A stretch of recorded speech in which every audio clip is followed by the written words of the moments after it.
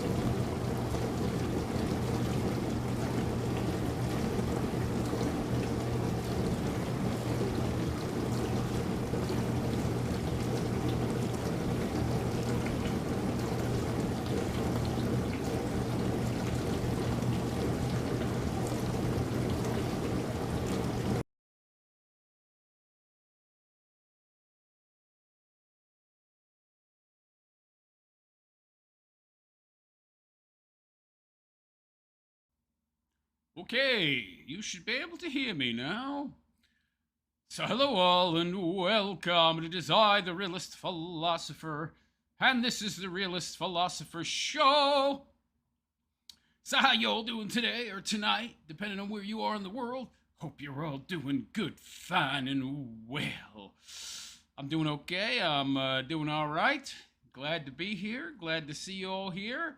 Got Kentucky fan. We got Lucky Duck, Phil Yeary, just to name a few. Glad to see you all here. Hope you're all doing good, fine, and well. I already said that, but my show, so I can say it as many times as I like. Oh, man. Whew. Tell you what, long weekend. I spent the whole weekend working. So YouTube, it seems, is brought down the ban hammer on my channel. This is nothing new. They haven't banned it officially, but I've gotten a whole bunch of messages from different people telling me that YouTube is no longer notifying them of new videos I post, even though they have their notifications turned on. I guess that explains my tremendous drop in viewership just from 2-3 weeks ago. I guess I said something that the YouTube gods don't like. Big surprise there. Explains. Not really a big surprise. I'm not surprised at all. As much as I try to censor myself, sometimes I say things I shouldn't. Well, they're things you should be able to say in a free society, but we don't live in a free society. That's an illusion. So, yeah, no. The once public spaces have now been co-opted and taken over and renamed private spaces, even though they're not really. But they're owned by private companies that are publicly traded, so, And so I can't say things I want to say, can't speak my mind, even though YouTube is supposed to not be an editor, not be a publisher, but they practice editorializing. Isn't that interesting? And somehow they get away with it, even though Trump said he was going to come down hard on them. Yeah, he didn't. Big surprise there, puppet that he is. But anyway, I talked about that as well. Probably shouldn't be talking about that either. The little ... hat wearing people somewhere in the world. There's lots of stuff. If you say that, YouTube AI automatically recognizes what you're talking about and identifies it as flaggable speech and algorithmically suppresses your channel. I found out all these lovely truths of late and others. Don't ask me where, but yeah. So, yeah, kind of done on YouTube, it seems. Minimal views, as many views as they'll let me get. So, very soon I'm going to be branching out when the summer's over. Summer is my slow time. I know this from last year. I almost didn't get through it. It was very tough. It's proven very tough this year. Not as tough as last, but it's very difficult. Soon I might be able to go back into doing more arduous work. My exercise, my sword work, my physical activity is getting back to a point where it's like proven easy again, and seems like my physical health has improved quite a bit. Doctor said minimum 2 years. I'm just like, well, whatever. What do you know? But we'll see. I got to make it through this summer first, though. And it'll take a long time for me to find any kind of work. My age and all that is not a contributing factor to a positive outcome there. But we'll see. For now, I'll just have to keep grinding in the work I'm currently doing, the independent contractor work I'm still doing. One of which that paid 40% of my salary won't exist until after the summer, which is again why I'm gonna have to wait. Grinding away as much as I possibly can, but once the summer's over, I'll have more resources available, so I'll be able to invest in multi-streaming. So I will no longer, it'll be a couple months, but there's a platform called Restream, and so you use that, and you can stream to like a dozen different platforms at once. So instead of sending my live stream through YouTube, you send it through Restream, and then it just sends it to however many different platforms you're on. So I'm going to get it. I used to have a Twitch account, but that was like 2017, and I think I got banned. Big shocker. Platform that has trans deer people that think they're deer. It's a weird place. But I'll set up a Twitch channel. I'll set up a. I used to have a D Live back in the day, but that went kind of woke, and I think they're out of business now. Is D Live even active anymore? Not that it would matter. So I'll set up a Twitch. I've already set up a Kick. I'll set up a Rumble live. Well, I already have a channel on Rumble, so I could live stream there. Not that it would help much, but I'll find as many places I can to multi-stream to once I can afford it. It's not a cheap service. I guess it makes sense. Bandwidth and all of that. But that'll help. That'll help. But anyway, let's see who's out there. Got Thuperman. Hey, Thuperman. Happy Monday. Hope all is well and cheers. It's about as good as you can expect. Crowbar the Skull. How was my weekend? Oh boy. Phil Yuri. Weekend was good. Time off. Working as we speak. He was mocking Jer. He was mocking the quartering. The quartering likes to ask that all the time. My weekend was great. I didn't do much. I didn't go out. I didn't crash out. Yeah, I try to do as little as possible on my weekends, by the way. As little as humanly possible these days. I'm just so tired.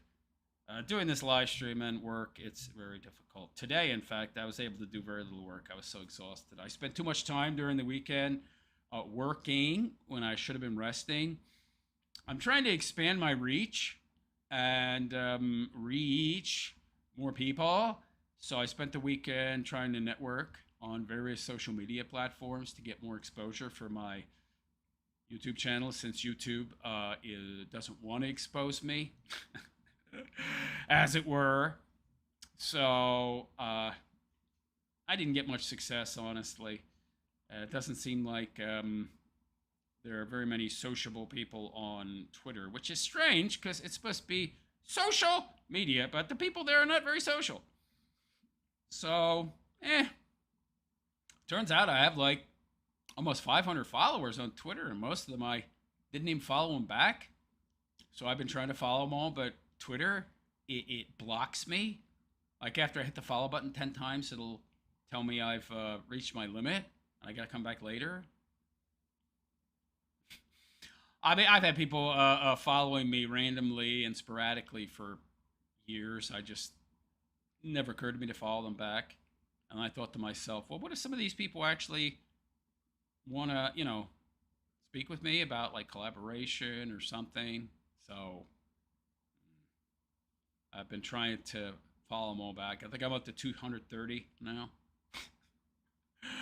Got like another 250 to go. It'll take a while to do all the follows for the people that have followed me. Most of it's just people that are spammers sending me messages about how they can help me heal through God or something. I don't know, but it is mostly spammers. But hopefully there'll be some legit people in there. I don't know. Seems like mostly a bunch of self-help guru crap. But anyway, Hybrid Mind Thought says, hello, Hybrid. And we got a good show here planned for today. Hopefully we get more peeps. Wednesday is usually the most popular show. Monday, second, and then Friday. Well, Friday doesn't do too well generally, which I guess makes sense. Most people go out and do stuff. I'm too old, I don't care. But I think most of my followers are younger people, so they tend to go out and do stuff. I don't know. I don't need to. I really don't care about that kind of stuff. Go out and get drunk and, party, all that garbage. Doesn't appeal to me at all. I can see the appeal, but it's just not for me. In my youth, yeah, maybe. Some, anyway.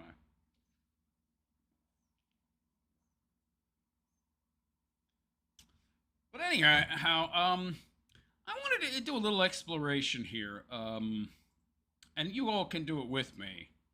And the exploration I wanted to do was about Jeremy Hambley, aka the Quartering. Now, a lot of people are kind of tired of talking about him. They're, getting burned out on quartering content, but not me. Not me. Because I can delve deeper. I can delve deeper into the psyche of Jeremy Hambley using logic, reason, critical thinking, the same philosophical principles that I apply to the world around me to make it make sense. And so I thought I would do that with you guys here today. Sort of a class, as it were, in regards to how to apply philosophical principles and discover truth using simply applicable philosophy. My school of philosophy, which is practical realism, is mainly focused on solving real world problems and understanding the world and the people in it. So let's talk about Jeremy Hamlin, what we know about him. Okay?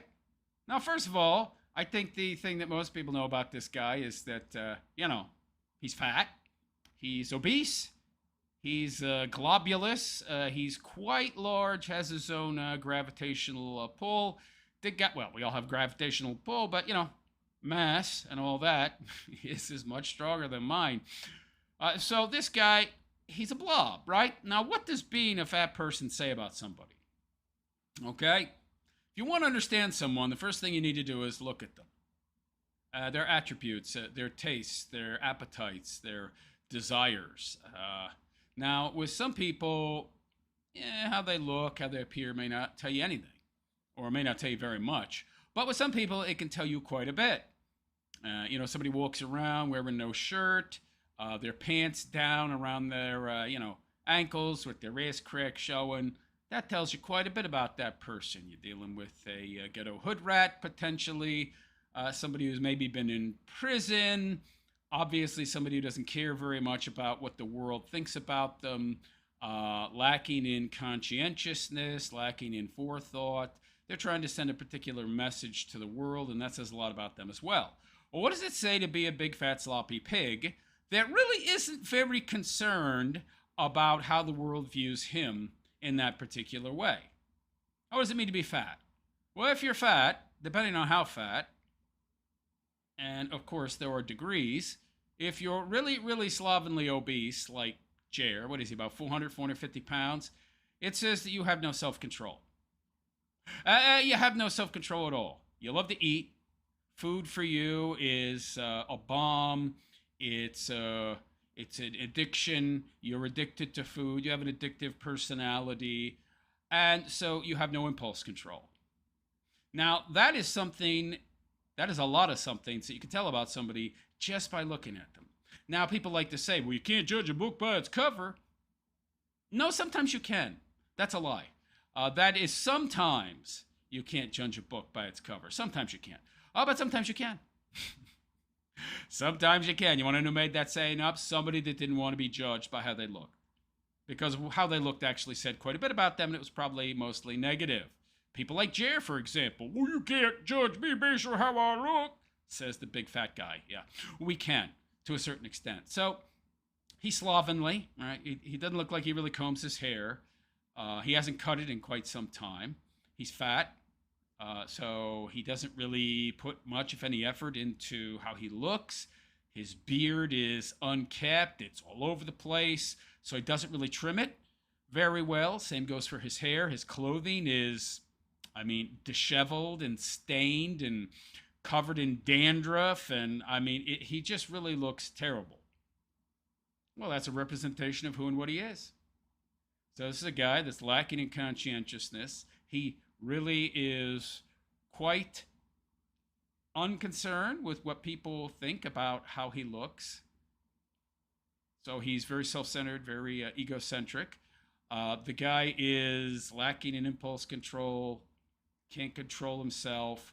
So we can know this just by looking at him. We also know that the guy is on copious amounts of prescription drugs for anxiety. I know he takes Xanax. He's told us this himself. He loves the Xannies, right? He loves Xanax. By the way, not a very good drug for anxiety. Ketamine would be much better. But he doesn't seem too concerned about curing his anxiety. It looks like he's become addicted to the Xanax at this point, in my opinion. And also, he drinks. drinks to excess. And he mixes the Xanax with the booze. Hasn't he said on stream that he likes the way that the Xanax makes him feel when he mixes it with alcohol? In fact, that he can't wait to mix them. You're not supposed to mix them. But he seems to like that. He likes the feeling he gets with that, so he's an addict. And not just when it comes to food. So, hooked on prescription drugs for anxiety. So, he hasn't really done anything to address his issues for, 20 years? The guy has said that he's been on this stuff for something like 20 years now. Now, I can't imagine that's good for you, being on these substances for 20 friggin' years or more. Does it damage the brain? What deleterious effects does it have on your health? Obviously, his health is very bad. You see him constantly checking his pulse, probably because of the Adderall he takes. In my opinion, I think he's on stimulants as well to counteract the depressive effects of the booze. So there's another addiction we can throw in there. But what this also tells us is that in 20 years, he's had crippling anxiety that instead of actually trying to treat the underlying cause and cure, he just takes drugs. He just takes drugs. Why? Why not seek some kind of insight into what's causing it? Because the anxiety, the fear itself, is a symptom of a deeper underlying issue. Now, most people would seek to cure that issue, right? Look inward, focus their perception within, know self a little better so that they can better deal with their issues instead of just self-medicating. But he doesn't do that. So he's lacking in self-awareness, and it's quite on purpose. So we know that he has underlying mental health issues that he is extremely avoidant of. He does not want to look at them, does not want to deal with them at all. Doesn't. Which means they're extremely deep-rooted, they're powerful, and they're affecting his day-to-day life in a profound way. So much so that he's needed drugs for 20 years, and they cause him so much pain that he's that afraid to look at them. And you have to look at them. You have to look inward. You have to explore self to get to the root of the problem before you can even begin to cure it. But he has no interest whatsoever, obviously, in addressing that. None at all. So we know that he has deep underlying issues, probably based in some kind of childhood trauma or neglect. We know that. So you can tell a lot about people just by looking at them, looking at their actions, applying a little analytical thinking, philosophical principles to solve the problem of the person. Now, what else do we know about Jared? Well, he's obsessed with money. He's obsessed with money. He loves money. He's a materialist, right? Why? Why is he so obsessed with money? Why does he care so much about money?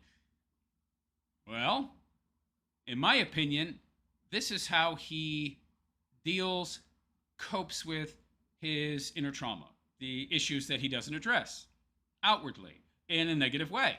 We call it acting out.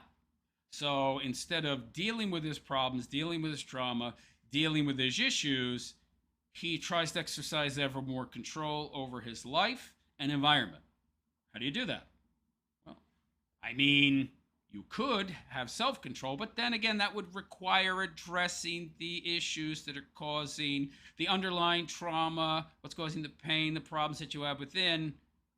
So instead, he chooses what's the worst thing you could possibly do, which is to act out, to try and control your feelings, your thoughts, and address them that way. Worst thing you could possibly do. So his obsession with money, it's based, in my opinion, rooted in a need to be in control.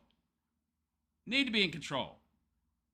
So money for him is sort of like another drug, a coping mechanism, as it were, to try and deal with his problems, just like the booze, just like the drugs. And the money, the spending. He's not only obsessed with money, but it burns a hole in his pocket. We know this, right? This guy is broke. He's been making tons of dough until recently. Where did it all go? Where did it go? He spent it. This guy doesn't seem at all concerned about his future. At all. Retirement? Nah. Saving? Nah. No, I'm just spending money. But why? Why can't he stop spending? Well, it's an addiction. Just like the booze, just like the prescription pills, just like food. It's a coping mechanism. It's a coping mechanism. It's a way of self-medicating. Of course, self-medicating isn't actually dealing with the problem. It's just treating the symptom. Now, drugs like Xanax and other anti-anxiety drugs, if they're not treating the underlying root cause of the problem, and some forms of anxiety are biologically based in regards to how your brain develops during early childhood. And there are some medication substances that can help to make the brain more plastic. It's called neuroplasticity and allow it to rewire itself. Xanax is not one of those. So drugs like Xanax are meant to alleviate symptoms so that you are able to look inward and explore your pain and the trauma that is causing the anxiety. Basically, the underlying issue. They're not meant to be a cure or a treatment for 20 years. They're meant to alleviate the symptoms so you can directly address the problems you're having. He hasn't done that. All he does is follows the same script. Use some kind of materialistic means as a coping mechanism. So spending is another drug for him. That's why he has no money, right? We know about his drinking. Oh, man. It's just another way to numb himself and dull the pain. It's just another coping mechanism. And another thing this guy, we know about him, because he's told us. We know that this guy shares too much, right? But what you don't seem to understand, and what a lot of people don't realize, is just how much you can divine about a person from these seemingly innocuous details they give you. For example, when he did that Ren Fair video, he was talking about how, when he wasn't, creeping on single moms and mothers and their kids, that was some weird stuff. He talks about how he craves attention from strangers. And he craves connection with strangers.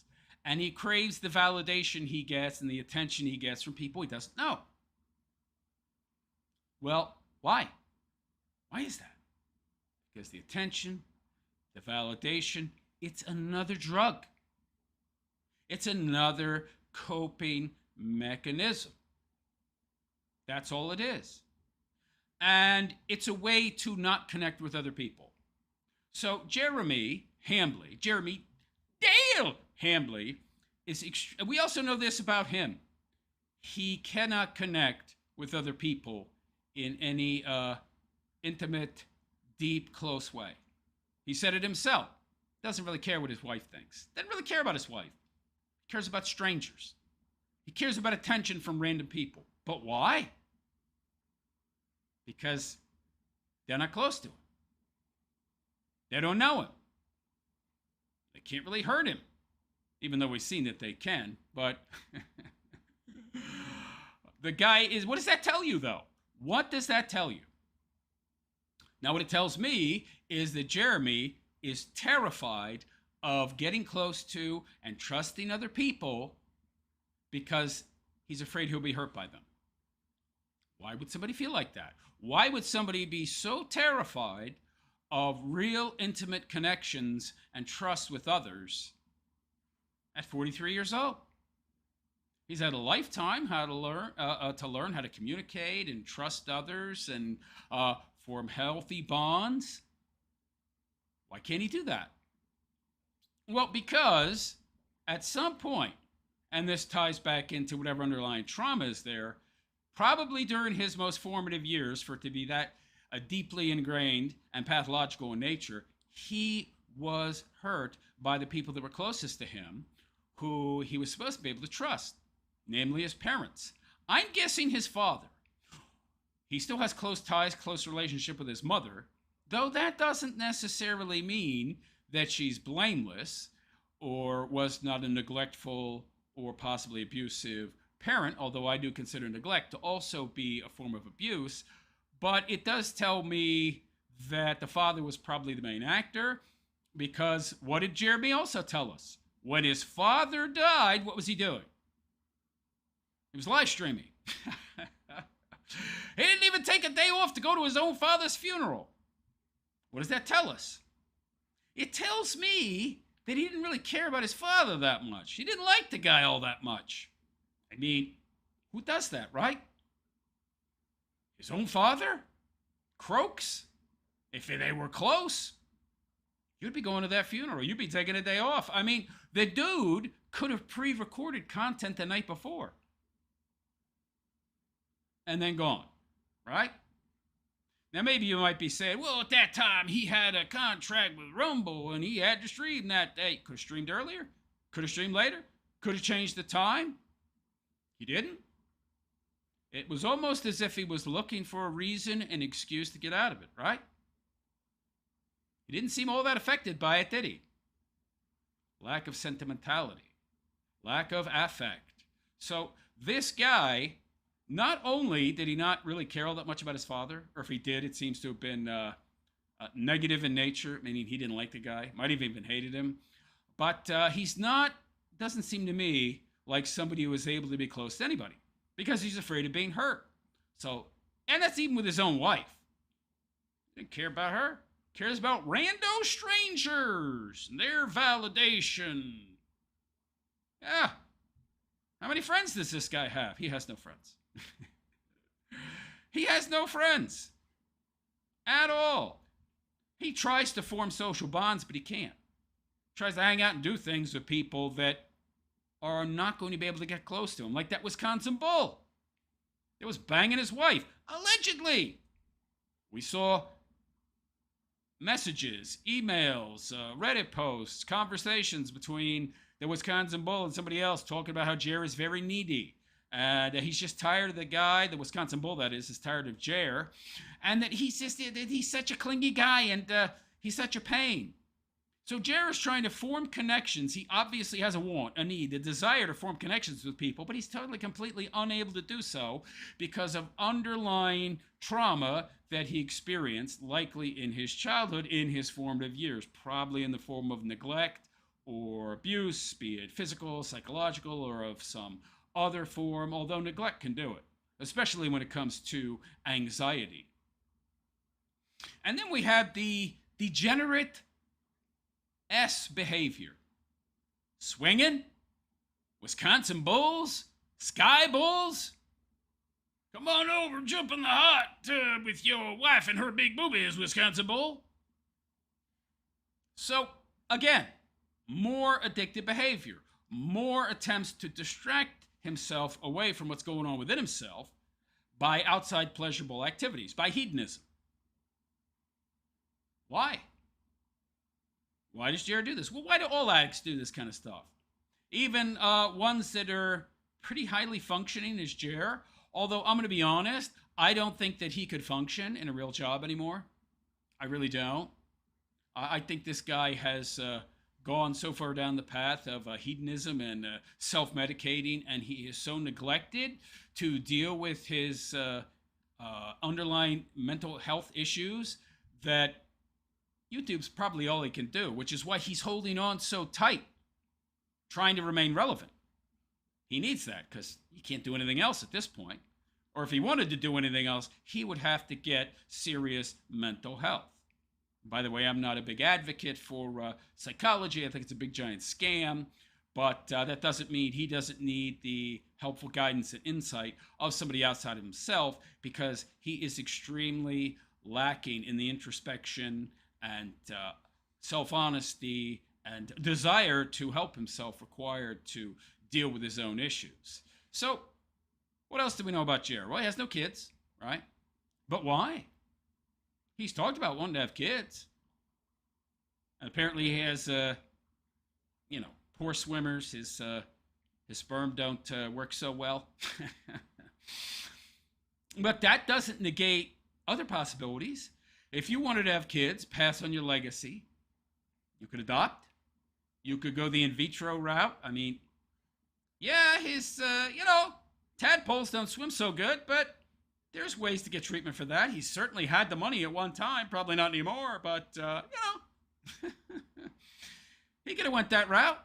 It's not that none of his sperm work. It's just like, it's just that essentially he doesn't have enough, good swimmers. You need a lot of them to impregnate a brood, and apparently his aren't working great. But in vitro, if he'd have tried that early on enough, he could have had kids. So why not?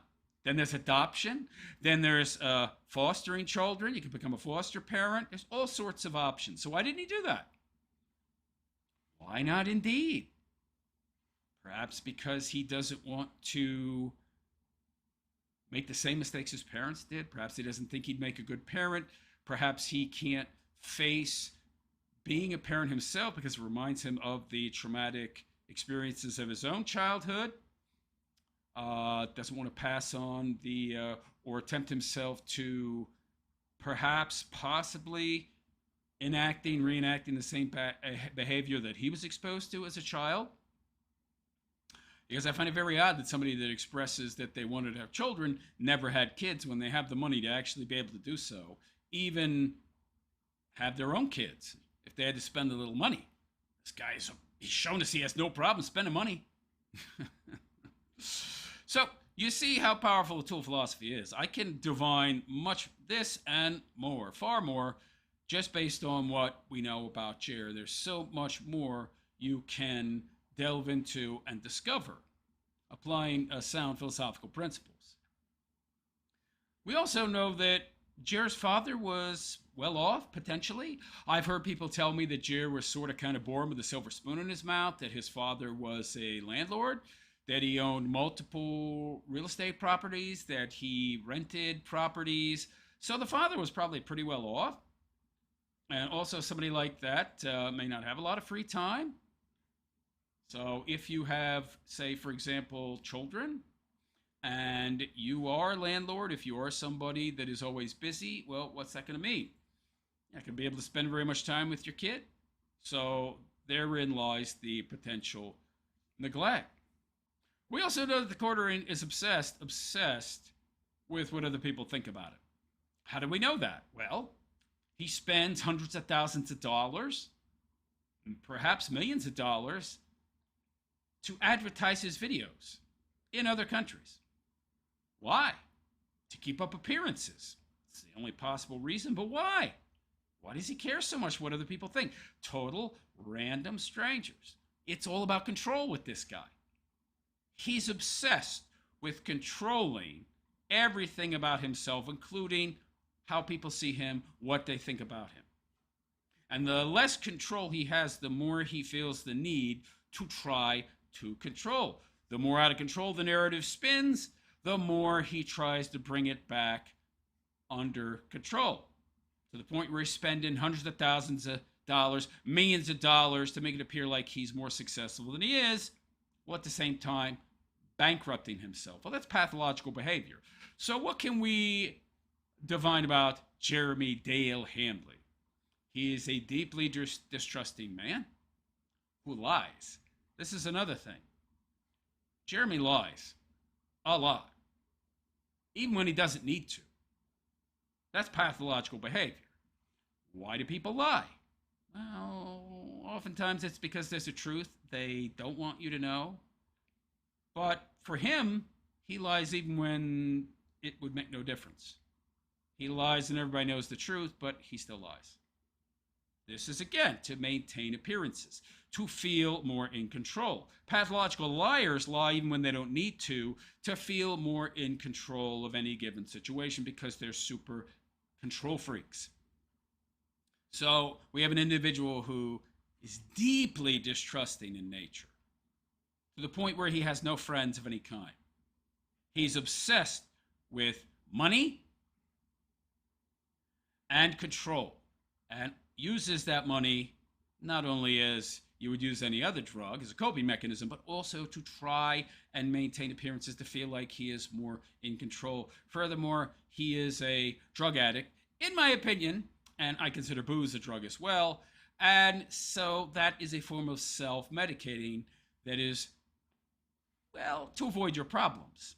even the prescription drugs he takes, because he doesn't use them for their intended purpose, which is to manage the symptoms so that you can treat the underlying cause, that being mental health issues that he doesn't address.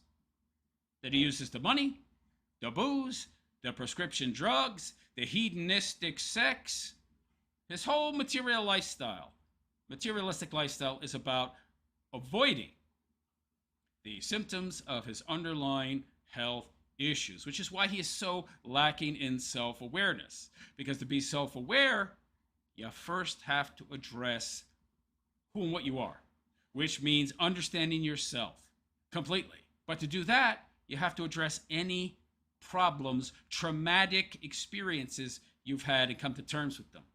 Meaning, essentially, in a layman's terms, deal with them. He's never done that.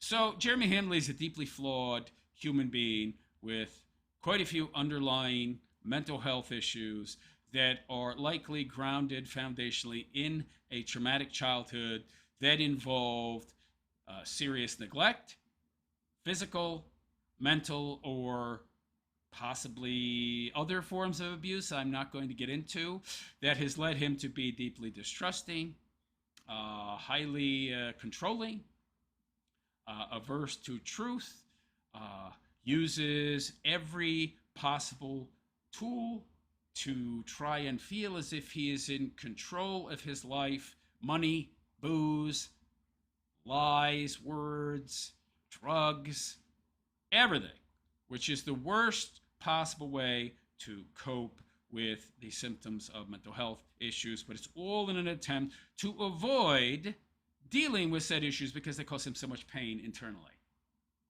Hence, he cannot look inward. Hence, he lacks self-control.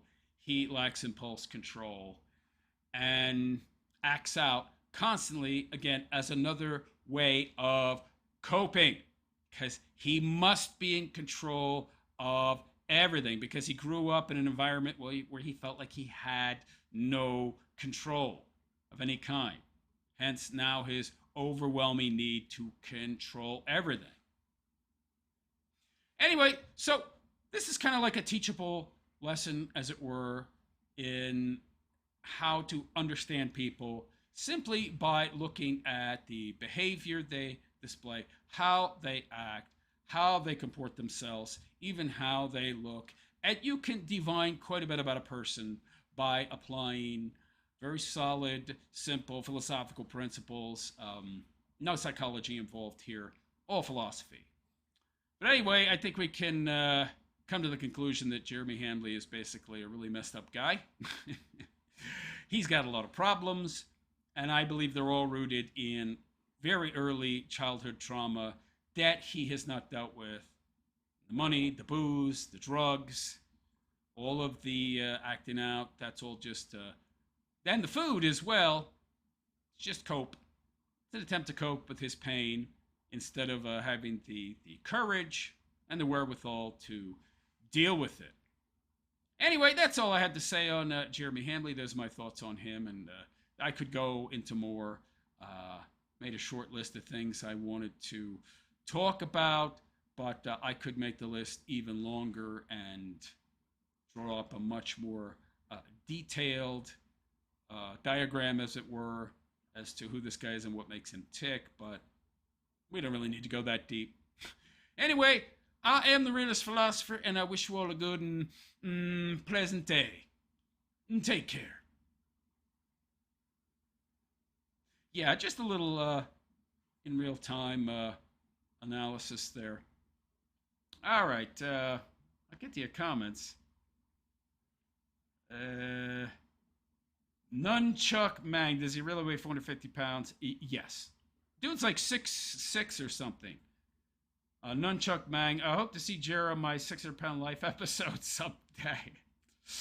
Oh, I think he'll probably croak before then. Phil Yeary, hey, fellow travelers on the Pivotal Plane. Isaac Kemp, what program do you use for your thumbnails? Google Gemini, actually. The key to making good thumbnails on it is to type out as much of a description as what you want as possible.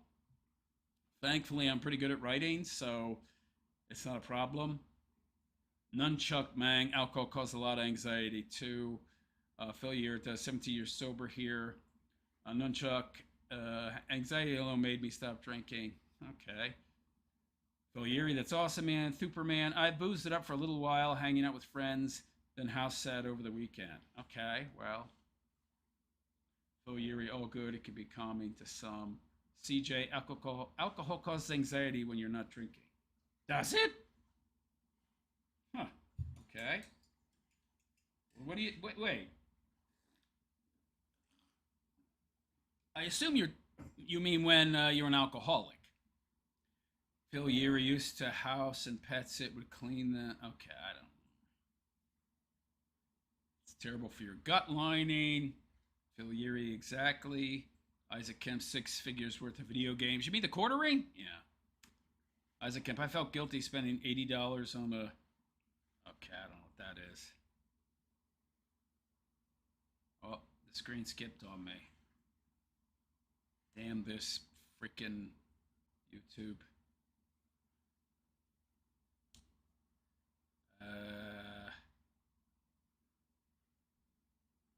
Nunchuck says, do you think his house looks like a hoarder house? I don't know about that. It's a big house. I think he just buys a lot of, I don't know, maybe. I've never seen his house, man. I don't know.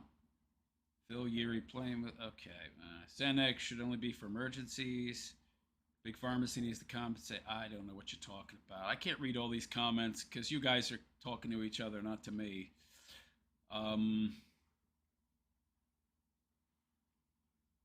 Kalashnikova just popped in a minute ago. Nice analysis, Jeremy. Did you do an analysis of Styx? Yeah, I'll probably do one next show. I didn't spend very much time on Jeremy's analysis. I mean, I just wrote down like 15, 16 bullet points in regards to things about himself and then what those things say about the person, and roughly stitched them together as I was talking. I'll do a more in-depth sit down in regards to Styx. Yeah. Yeah, that one's an interesting case as well, and it actually mirrors Jeremy's to a certain extent. The trauma is probably different, but similar. Styx is a whole nother issue, man. That's a whole nother plane, man. Yeah, I'll definitely get to him. But he's back, by the way. Styx he's making content again. Did you know that? Yeah. He's just making the content on Rumble, which I don't really understand, because who's on Rumble? I don't get it. I don't know why he's doing this. I don't know. Let's see what he's got. So he's got 152,000. Styx Xnammer has 152K followers on Rumble. All right. How many views does this video have? 9,000? He's getting more views on Rumble. What? I think people are just curious, because all the comments are negative. You should see these comments, man. They're brutal. We might take a look, actually. Yeah, let's do that next. We'll do Styx next. Yeah, actually, that was a so-so analysis of Jer. I didn't really have the time to sit down and do a in-depth thought session on him. Everything I'm doing is in real time. I literally just wrote down, okay, fat, prescription drugs, money obsession, money is drug, compulsive, addictive, craves attention, lacks trust, strained father relationship, degen behavior. I just write bullet points and then I just go off those.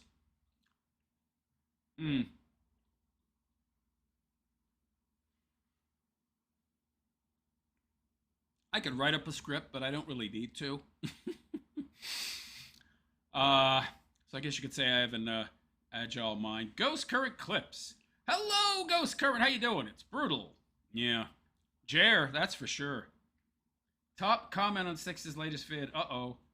Tartle's totally S-face drunk again. Yeah, well, we're going to do Styx next. Let me open up.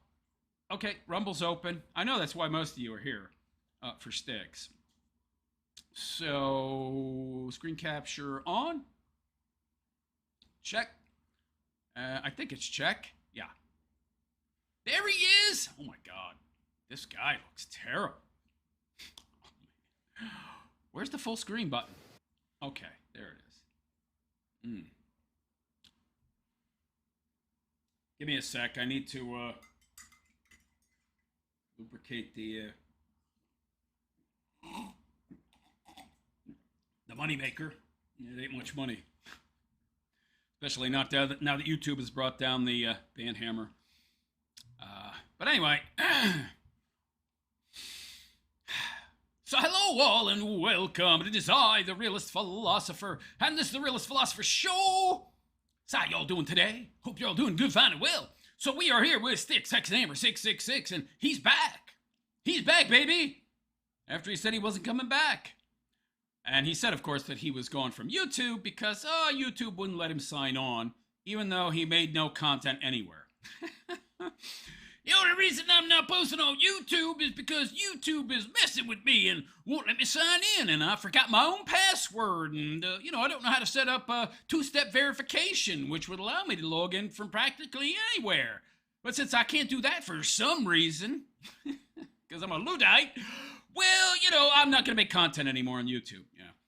Well, then, why aren't you making Rumble videos or BitChute videos? I mean, you can log on to those, right?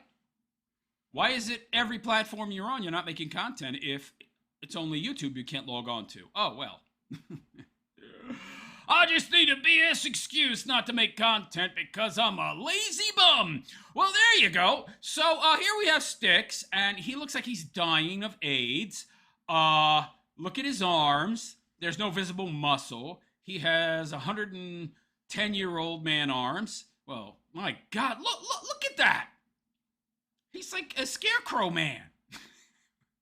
My God. He looks terrible, man. He looks older than me. It's not good, Styx. Not good, man. I mean, that's bad. Oh, my God. I mean, we got the plague doctor on the shirt. Yeah. And this dude should not be wearing short sleeves. From what I understand, he's wearing the short sleeves, and he got rid of the pirate outfit because there's no air conditioning in that room. Why, I don't know. Is this house so old that there's no central air? Or is there just no AC in that room because they want to sweat him out? Because he's established residency. I really don't know. But anyway, he looks atrocious. So that's pretty much the norm for him these days. And he's back to making his 5-6 minute videos. 3 of them, a whole 3 a day. Wow. You're really working your butt off, ain't you, Styx? So anyway, let's hear what he has to say. Let's listen to Styx's brilliant takes, shall we? All right, everyone. So the Supreme Court has just weighed in with regards to... By the way, what is this, 320p? Dude, what are you, running out of storage on your computer? I mean, is this the best you can do? Even my video looks better than this. What the hell, man? It's terrible. Migrant detention and things of that nature, siding with the Trump administration with regards to asylum claims from people from Haiti and Syria. And it is sided with the Trump administration overwhelmingly. There was a scathing dissent, which is probably not something that anyone would be confused about. This happens frequently. This points to... What's he doing? He's wearing the glove again? Oh my God, what's with the glove?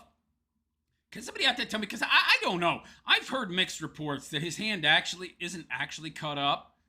Some people tell me it's, the blood magic stuff, and he cuts that hand to get the blood. But other people tell me they've seen him without the glove, and it's not all scarred up. So I don't know what to believe. What's with the glove? Somebody out there know? A judicial function that probably needs to be addressed, which is that sometimes you can have a number of individuals on the court. I'm amazed he can lift his arm. Look at it, what little muscle he has there. I would think his arm is too heavy. For him to even pick up his hand. that side with an administration, whether it be state or federal. Look at how emaciated his arm is. My God. How's he even moving his arm around with so little muscle there? It looks like all bone. I think my wrist has more diameter than his bicep. Or even local. And then you have a number of dissenters. The fact is that law should simply be law. There shouldn't be any dissent. It should not exist at all. If it does exist, then there's a problem. Yeah, we know there's libtards on the court. We know that. Even some of the so-called conservative judges are half libtarded. What's your point, man? And that's what I would posit as my personal opinion. Brilliant takes. Law should be law. People should follow the law because it's the law. Brilliant! That being said, I'm pleased with the decision. Yes, indeed, limitations on Syrians and Haitians seeking asylum in the United States does make sense. I say we boot them all out. If they're illegal, boot them! The United States is full. Yep. We're full, fuck off, say Yeah, we're over full. By the way. the Australians, of course, for example. That's not exactly what I believe, but at the same time, it doesn't really make sense. If you create people that are going to seek asylum, it doesn't make sense to let them into your country. I pointed Create people that are going to seek asylum. What? this out more than 10 years ago with Syria, I think. Oh, I guess he's talking about the wars and such. Okay, well, whatever. I pointed out, How are we making Haitians that are wanting to come here, huh? I don't have a problem with Syrians. I really, really don't. And some of them actually settled in Rutland, which is hysterical. I don't know why you'd want such a cold climate. I would find a place further south. But, I got no problem with them either. Just stay in Syria, because, your culture is not compatible with Western values. But anyway. Each to their own. What happens is that your country is far more powerful than another country. America's more powerful than Syria. I didn't realize that, Styx. You're so brilliant. Give us some more gems. Then, it moves to destabilize it. All of those people obviously need a place to go. Yeah, military-industrial complex. Yeah, we got it. They need somewhere to go. Yeah, okay. And then the United States will say, well, I'm sorry that we bombed your village, but you can come to our village. Yeah, that don't make a lot of sense to me. We're going to blow the crap out of your country, but then bring you in here? I mean, wouldn't us blowing the crap out of your country make you natural enemies of ours? Why would we invite enemies into our country to live here? That doesn't make a lot of sense. That's what we're doing. Do you expect, number one, those people to have any particular concern about your nation? No. Well, not good concerns anyway. Which has literally destroyed their livelihood. Yeah, they're going to mean you harm. And they're going to hate you. Or number two, to have any national loyalty because they don't want to be part of your nation. Well, they want to be part of it so they can destabilize it and outbreed you and then eventually take over. They didn't want to be Because you let every mouth breather with a pulse and 75 IQ vote. part of the United States. They didn't want to be part of Germany. They didn't want to be part of Spain. They didn't want to be part of Italy. They wanted to be left alone. That was the only thing that they were asking. The fact that their government may have problems does not mean that the people are inherently evil people. And the other problem... It doesn't mean they aren't either. Some of them are. Some of them are extremely radical, my friend. And the ones that ain't radical, don't denounce them. But anyway... which I identified, and I will continue to identify, is simply this. If they are leaving their nation. So some people are bad, and some people are not bad. I'm brilliant. Yeah, you're brilliant, all right, Styx. Pointing out the obvious yet again. Some of these people are completely peaceable. But there will always be a few people who are not so peaceable. More than a few, pal. There will be, it's the raw. Aren't there tens of thousands of, Muslim terror attacks every year around the world globally? I mean, what are you talking about? Well, there's a few that ain't peaceful. Okay, buddy. Rotten barrel, rotten apple sort of metaphor, I suppose. It's a sociological sort of exercise. If you have even a few people there that are part of that community, that are rotten, that are evil, that are violent, they're going to poison the rest of the population. Why? Because they're going to tend to congregate together. They're going to do that. Like attracts like. Birds of a feather flock together. It's more brilliant takes from Styx. That have a sense of solidarity. So it's unavoidable. There's nothing that you can do about Balkanization, yeah, no kidding. this. This is not racial. It would happen the same way if... Well, kind of is, buddy. Because people tend to balkanize based on race as well as culture. If a group of, let's say, Norwegians were to be dispossessed of their, their land. Although in many cases, the same races tend to also share similar cultures, point you toward the West, for example. But anyway... and their farms and stuff like that, and they were to take up residence elsewhere, they would have the same tendency. They would congregate together. Yeah, balkanized, yeah, no kidding. People want to be around others that are like them, that look like them, that think like them. People that look and think alike also tend to come to the same conclusions, think similarly because they evolved in a similar environment. Derp, yeah. Point out some more obvious stuff, Styx. The problem is, then you get some white supremacist Norwegian who's pressing other people into, their fold, so to speak. White supremacist, I've seen a lot of those. I've seen a lot of black supremacists and, Islamic, Middle Eastern supremacists. Not too many white supremacists, though. This has happened over and over again. White supremacists? Now? Where? Show them to me. It's actually a fairly common theme within human history.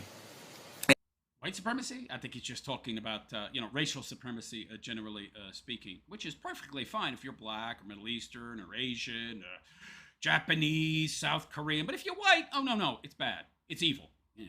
It's not that the people are bad.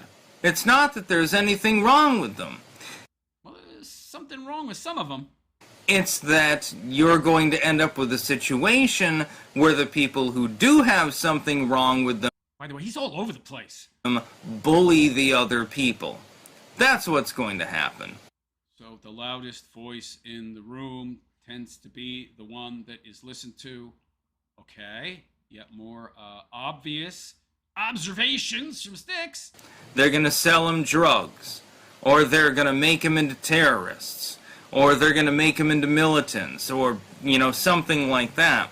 This has happened before, for literally thousands of years. I find it very hysterical when people deny this basic historical facet, which is fairly well documented, and they refuse to acknowledge that it continues to exist. Now, that extremists can attract converts? People deny this? Where? Now we're post-industrial now, so it doesn't matter anymore. That's not reality land. That's fantasy land. You're living in a fantasy more than anything else. Wait. I gotta stop you right here, pal. You're a guy that literally says he doesn't adult and he prefers to live in fantasy land as compared to reality. And now you're sitting here telling us about how the real world works. I mean, buddy, the irony of it. Are you kidding me? Pal, you worship an owl demon. You believe in owl demons and magic. You use period blood to curse woman, and you think you off the DA of New Orleans or something with magic. Get the hell out of here, telling me how reality works. It's rather sad when you think about it. I think it's sad that you, somebody who has very little understanding about how the real world works, is going to preach to us about how the real world actually works. That's not the way that things work. When you, for example, go to a blighted inner city, you're going to want to keep your head down. I wouldn't go there in the first place, pal. Why? Not because the people there that predominate are necessarily all bad. No, but enough of them are. But because there are some bad people that happen to be there. Whoa, so insightful, Styx. Some places have some bad people in those places. Whoa. It's mind-blowing insights, buddy. This is fairly straightforward thinking. I mean, it's completely logical. It makes perfect sense. But there are a lot of people who would like to ignore it, and the reason why they want to ignore it is because the average person that migrates into the United States is of brown color. Yeah, it's called anarcho-tyranny. Certain people, specifically on the left, but also on the right, want to ignore the fact that these groups inordinately commit the vast majority of the crimes. What is it, like, 60% of all murders are committed by, 3% of the population. We know what that 3% is. Black males in a certain age group, but we don't want to talk about that. We want to ignore that and have them continue to commit these crimes that we will, by and large part, not really address, so we can scare the hell out of the rest of the population, and then they'll turn to the government, Big Daddy Uncle Sam, to protect them, thereby growing the government. Yeah, we got it, Styx. There's no other fucking reason. Yeah, of course he feels the need to curse, of course. They're black or brown, they're BIPOC, as the liberals would proclaim it. So they're not the same as you, therefore they are blameless and you cannot criticize them. I've seen... Oh yeah, they've been oppressed. They're the oppressed class. And if you whitey, you the oppressor. Yeah, we got it, pal. All right, racial Marxism, we know. Seen this before. I mean, you can get banned on certain internet sites for criticizing people who happen to migrate to the United States. Yeah, or you'll just get, algorithmically suppressed. Yeah, like my viewers, like my subscribers do. They're not even notified when I produce a new video. You can be banned specifically for criticizing migration at all. But YouTube is not a publisher. They do not editorialize content. They don't curate content. Oh, no.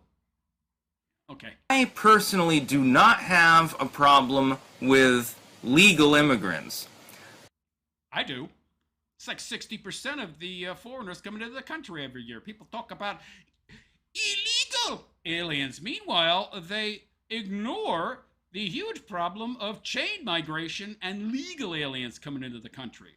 That's the bigger problem. But he has no problem with that because he's so big brain. He's so brilliant. Both of my wives have been from foreign countries. He was married to some Mexican or something when he was young. And then the, Netherlands princess, I don't remember what country she was from, Danish or Dutch. I don't know. I forget. But anyway. You know, I really, really hate immigrants. I hate them so much that I married a Mexican and a Dutch woman. There we go, Dutch. Well, you moved there, didn't you? You didn't bring her here. But anyway. What are you talking about, dude? You can... By the way, look at you, pal. You take what you can get. We've seen all the broads you've been with, pal. Most of them are pretty subpar, minus the Dutch broad. Perceive of us as racists for simply recognizing a basic reality, and I would also point out, and I have before, legal and illegal immigration are not the fucking same thing. No, but they contribute to the same problems, so... They're simply not. Legal immigrant files the paperwork, hires the lawyer, spends, by the way, thousands of dollars doing so, sometimes tens of thousands. Yeah, they still bring their same beliefs, their same belief system, their same culture. Establishes that they want. And their 27 cousins, aunts, uncles, mom, dad, I mean, you name it. To be in the United States. They speak the lingua franca here, which is English, and understand civics. Lingua franca. Get the hell out of here trying to sound like an intellectual. Things like that.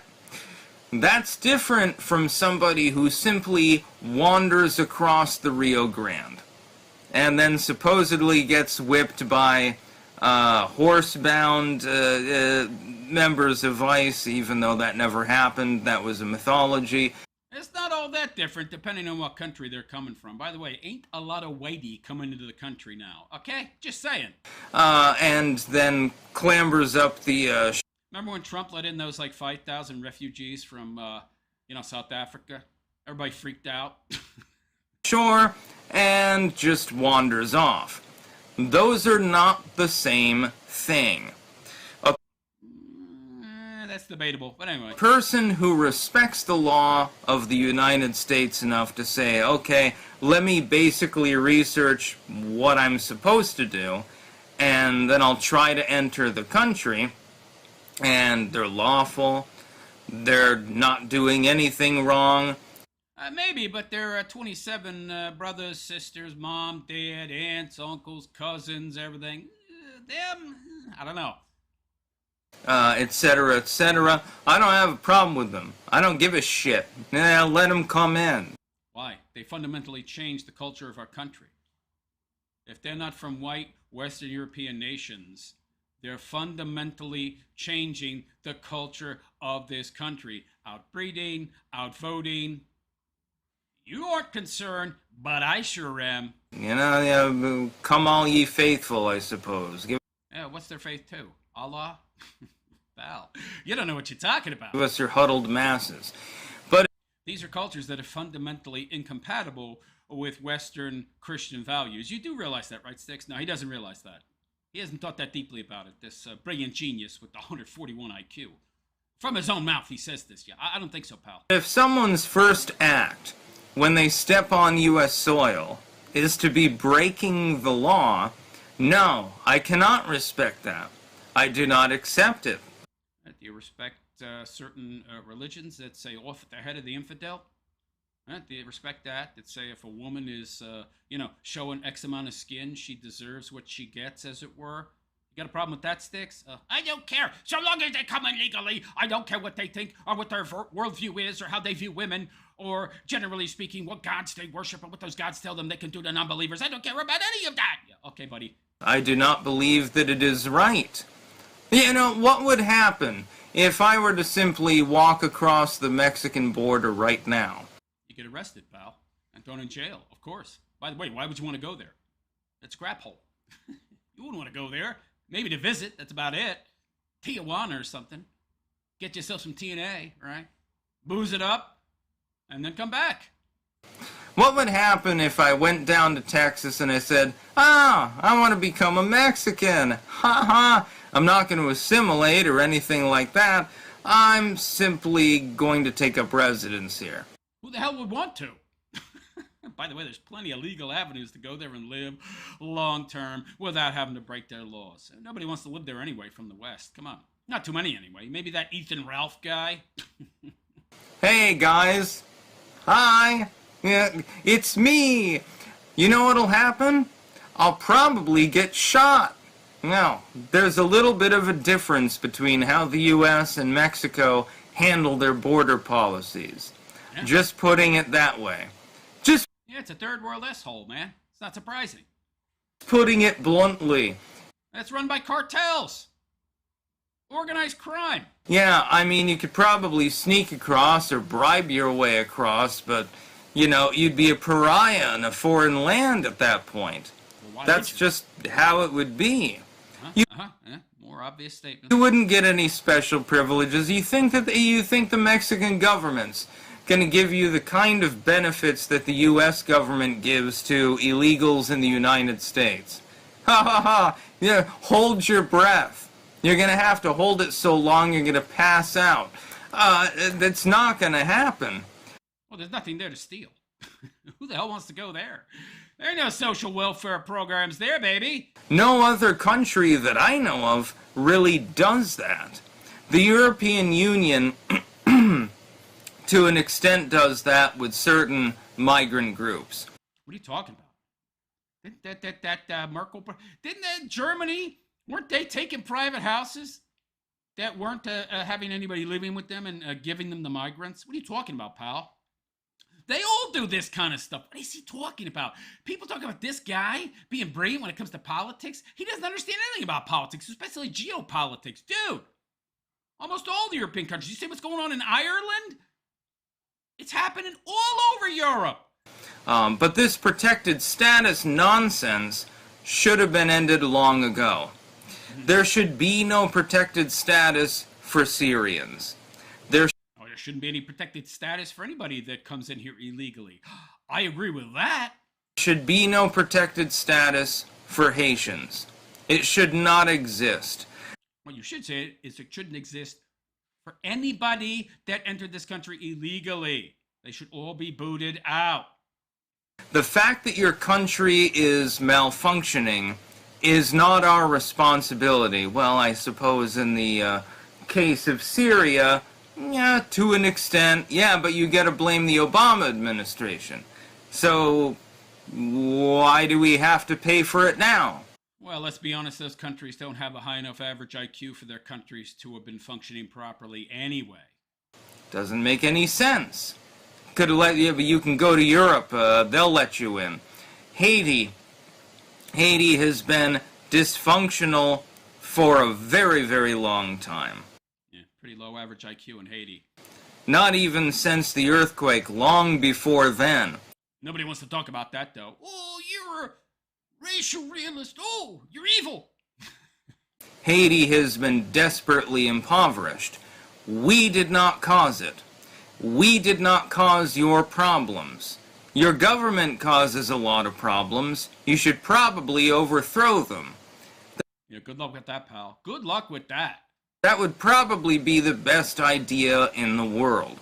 Overthrow your fucking government. That's easy to say, pal. Very easy to say. Because clearly it's not working. But that doesn't mean that we need to show millions of people our largesse for an extended period of time. It doesn't mean that you need a protected status.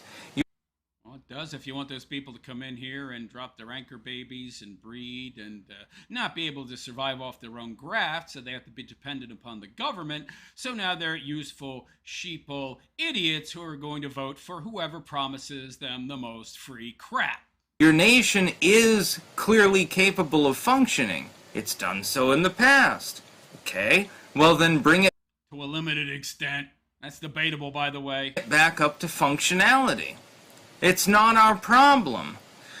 Well, that's another problem with illegal immigration. You give the best and brightest minds of other countries, oftentimes third world countries, the opportunity to get the hell out. Well, they lose their best and brightest, and so what you've got left is the dullards and the criminals, the convicts.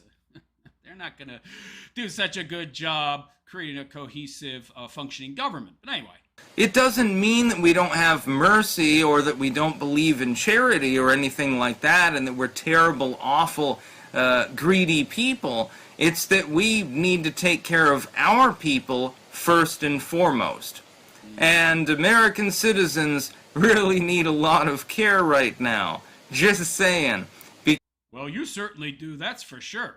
Because if you look at the price at the supermarket, even people in the solid middle class, they're barely able to buy a good fucking hot dog.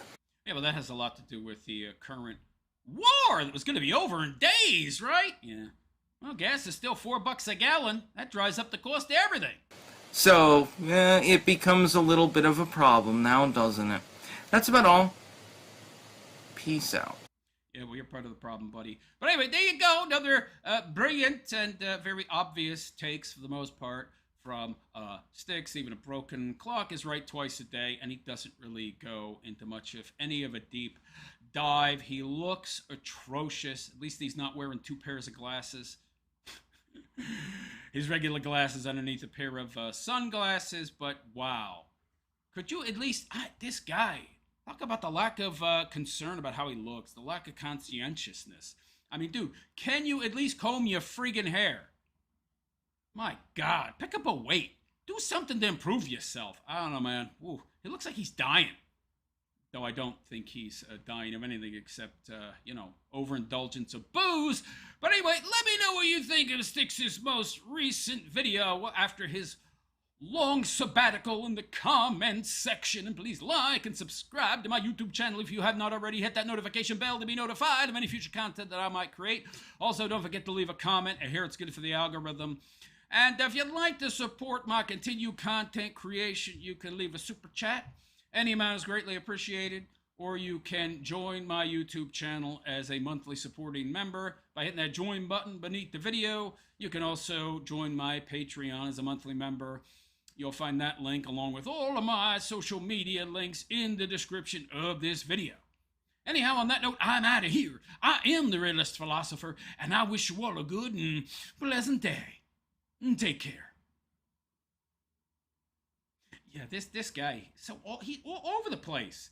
Very, very difficult to, yeah. How do I get the hell out of, there we go. That's enough. I can't take no more Styx. This guy, he's so all over the place. There's like no sequence to his thoughts. He's just, almost babbling incoherently. From one point to another point, with no logical shift from one to another. Ay. He's really, really, really going downhill. He looks horrible. Dude, have you heard of shampoo and conditioner? I mean, do you bathe? A little bit of shampoo, buddy. A little bit of conditioner goes a long way. No. I don't care how I look. That's of no concern to me. Those are worldly concerns. Yeah, okay, pal. Good Lord. Pretty bad. All right, let's get to your comments, if any. Kalashnikova, I think Styx posts on Rumble now because it's more of a free speech platform. Is it? Rumble more free speech? I don't know. I get shadow banned there too. I post content. I don't get much engagement. I mean, in the future, I'll live stream there when I can afford to do multi-streaming through something like Restream. But, I haven't found it to be all that free speech. Nunchuck says he looks bad. Dude, that's the understatement of the century. Kalashnikova, holy ass, he's on the sauce again. He never quit. Where'd this idea came up? This guy took some kind of break from booze. Yeah, I mean, Nunchuck, that is another thing with alcohol. It makes you look like S. Yeah. I guess you don't care because of the depressive effects. You just stop caring. I don't know.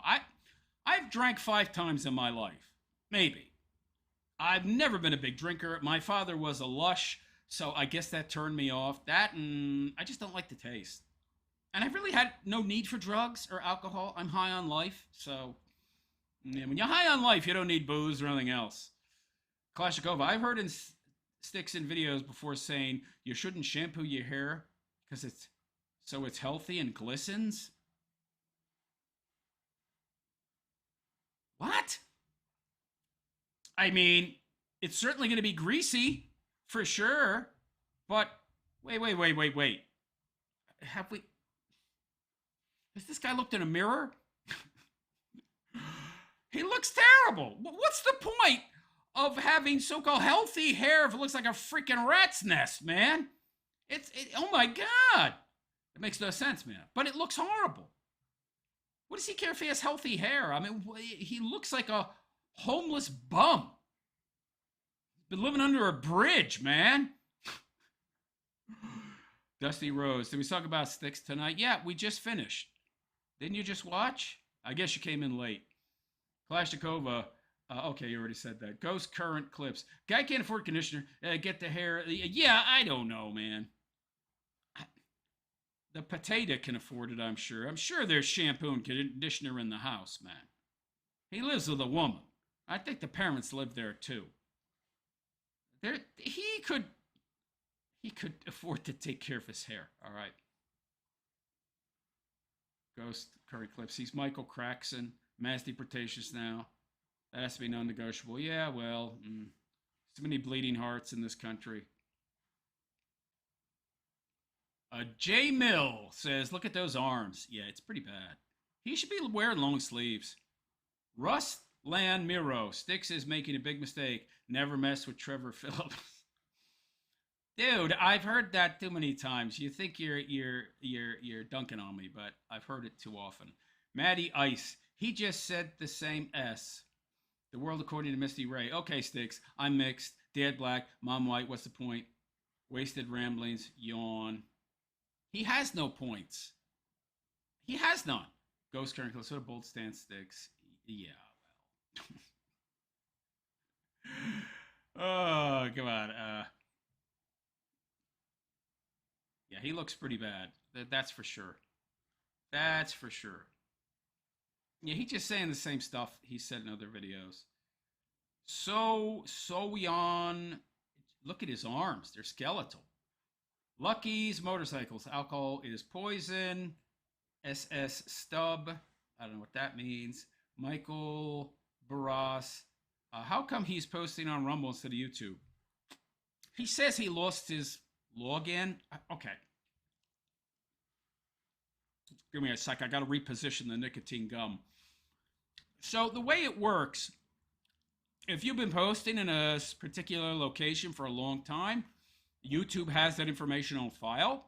And so if you move, they're going to consistently require you to verify who you are. Now, I don't know what kind of verification steps. I'm not sure. I have two-step verification. So even if I were to like stream from a different location and they were to ask me to verify, since I have two-step verification to doubly verify it's me, I don't need to jump through any hoops. I don't know. Dude lost his password. He's inept. I have no idea why he can't log into his YouTube. That's what he claims. I'm not sure I believe him. I think he's just gotten tired of being dunked on YouTube. I really don't know why he's not posting on YouTube. It makes no sense to me. Michael Auburn, what do you think triggered your shadow banning? Dude, I talk about all sorts of stuff I shouldn't. You just listen to some of it. Race, ...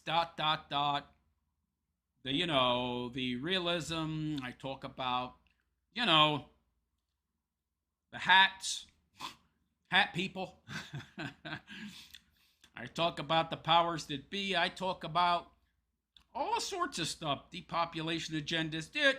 It might be sporadic, but I talk about stuff I shouldn't be. If I were to just stay purely entertaining and not address any of the underlying issues of the problems we face, it wouldn't be a problem. But I have a hard time censoring myself. I can at the very least stop myself from cursing, but I can't really seem to stop myself from talking about who's actually in charge and why the things that are going on are actually going on. Things like anarcho-tyranny and such. These are subjects you're not really allowed to talk about, right? Or who's killing most of us. And the number is 60%. Stanford did a study. It's not 50%, it's 60. And it's people of a certain racial makeup between 18 and 34. So it's like 2-3% of the population is killing 60% of us. But you're not allowed to talk about that. I do. And so, yeah. But anyway, let's move on. Let me see here. Yeah, we got a lot of stuff on Jer. I love dunking on Jeremy, the quartering. Number one, because it's quite popular. And I won't lie, I don't like the guy. I mean, he is the epitome of no talent. And yet he's so huge on YouTube because he's about the least controversial person you could find. He's the exact opposite of me. He has no talent. He's milquetoast and a fence sitter. And he doesn't really discuss anything of real importance. Just reads news articles. He just reads news articles. It's all he does. Does he give an opinion? I mean, if it's an allowable opinion, if the opinion is allowed, then sure. But otherwise, no. his opinions don't really go too much against the grain. Not to mention the fact that he is pretty good with the SEO. I mean, he's great with it. But that's changed as well. They switched it to AI. So that's another reason why he's failing. But of course, he's mastered the new algorithm, right? No, he has not. His views are terrible. But he's coping with that as well. I don't know how much longer he can continue to buy views and purchase ad time to make people watch his crappy videos. I don't know. He must have some source of revenue that we don't know about, because otherwise I don't see how he can afford to keep going. I just don't see how. But continue he is. All right. We got another segment here, and it's, let me see. I've got 1, 2, 3, 4. Oh, my God. So Jer's been busy. I spent a lot of time over the weekend gathering clips of Jer. Yeah. Very soon, though, he's going to be out of vogue. There's waning interest in the quartering. He's less and less relevant, to be honest.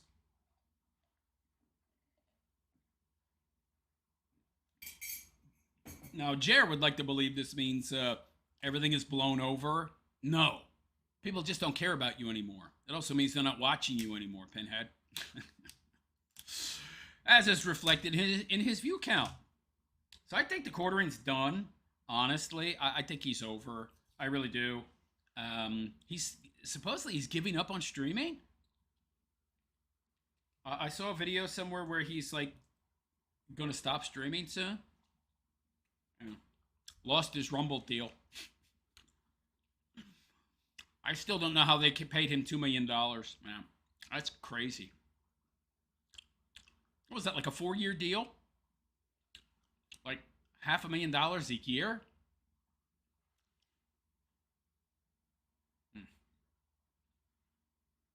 Yeah, I bet Rumble regrets that. I bet they regret that deal. Probably why they didn't give him another one. Yeah. Anyway, let's move on to our next segment. Screen capture's looking good.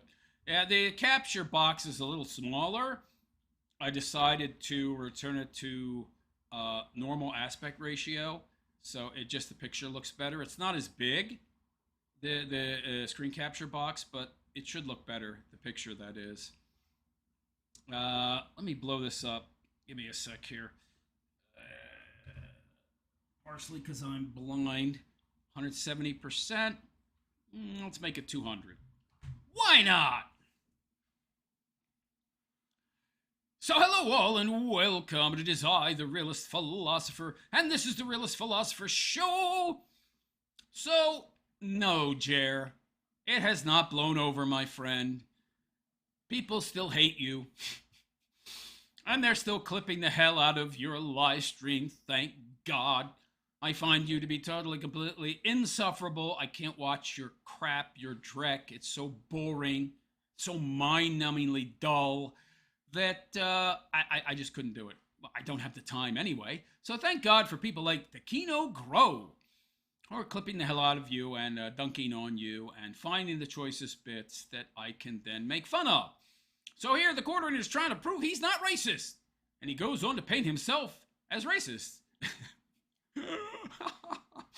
All right, let's take a listen, shall we, and see if the quartering is actually racist. By the way, I don't believe in racism. I think you like chocolate ice cream and then you don't like vanilla. It's not because you dislike the vanilla because it's white. Or, well, let's switch it around because you know why. I love vanilla ice cream. I don't like chocolate ice cream. Why don't you like chocolate ice cream? I don't like the taste. Well, don't you dislike it because it's brown? No, I don't like the taste. Oh, I see. Racism's not real, folks. But anyway, yeah, that word didn't even exist until very recently in the span of time. But anyhow, let's hear if Jeremy is quote-unquote racist, which isn't a real thing. But anyway. Inner city thugs, YNs. Yeah, I don't like them. Lions. Oh, young N-word. I see. Okay. Okay, okay. Well, it's politically incorrect. Not sure he's wrong. But that is their upbringing and culture. That's not their skin color. Oh, there's nothing that is directly tied with black skin that makes you, want to carry around a switch. Okay, so far so good. I don't hear anything that would be considered racist. Shoot people. That's your culture, is your upbringing. Your parents control that. Yeah, I gotta admit, black culture is, for the most part, largely anti-white and highly Marxist in nature. It views the world through a lens of oppressed versus oppressor, proletariat versus bourgeoisie, black against white. It gins up and creates a lot of hate, a lot of animus, a lot of resentment. It's not a good thing, that's for sure. Look at his hair. Dude, get a haircut, man. Looks terrible.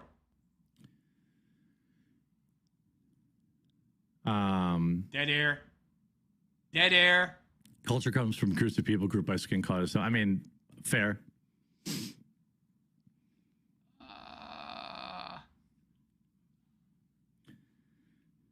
There's no hardwired biological fact when your black baby is born that makes them chimp out if somebody says the N-word. Chimp out. Is that even allowed on YouTube? No, probably again why he's not live streaming there. He has certain thoughts, feelings, ideas he wants to express, and he just can't say on YouTube. Maybe that's why he's on Rumble now. I don't know. That's taught to them. He's not wrong. That is learned behavior, for sure. Culture's passed down by the mother to a certain extent, especially in the black community. What is it? 75% single moms. Most of them are unmarried, no man in their life, or if there's a man there, it's not the daddy, not the baby daddy. Yeah, it's not a good situation to grow up in. That's for sure. Yeah, he's got the Addy nose. Sniff some more, pal. I don't know what he's sniffing. I think it's crushed up Adderall. That's what I think. He can't stop the drinking, so he needs something to balance himself, equalize it. So the booze is a depressant, the Addies are a stimulant, so he finds some kind of equilibrium by dosing himself up with both. Yeah. Of course, he can't help the drinking, so... Well, he could, but he's not going to. Self-medicating, dealing with his childhood demons. Keep in mind, this is a guy that did not go to his father's funeral, instead live-streamed that day. Yeah. Dead air. Like, and if you think hashtag all black people are a certain way, like, then you just haven't met it. I mean, I've never hung out with or met a black person that isn't cool. Like, but again, I live in the suburbs. Dude, you live in a swamp in Wisconsin. You live on a 40-acre swamp with cattails and all in the middle of Wisconsin, dude. You got deer crapping all over your once pristine RC track, buddy. Yeah, I'm sure you don't have too many black people living around you. You know? Mostly white farmers, yeah. I live in the suburbs. Most of these kids grew up in the suburbs, so they don't bring a lot of the culture with them. Yeah, Addy knows. Now, if you make me move to Milwaukee, I'll probably hate all of them. I just said... I'll probably get, I'll be like that meme from American History X where it's like starts out as this. Like, if I go live downtown Atlanta, Milwaukee, yeah, I'm not going to see any difference. I understand that completely. You're all right about that. You're all right about that. I don't know. I'm not seeing the racism, which isn't real in the first place. I dislike chocolate. I dislike, chocolate ice cream because I don't like the taste, not because it's brown. I get it. If you live near large populations of inner city, I get it. Yeah, racism is fake. It's just ginned up to divide the racists. It's not a real thing. Nobody dislikes X or Y group because, oh, your skin is this color. No, it's because of certain actions that are attributed to oftentimes accurately to this group predominantly. So, yeah. Hello. That's not racism. That's pragmatism. That's acknowledging objective reality, yo.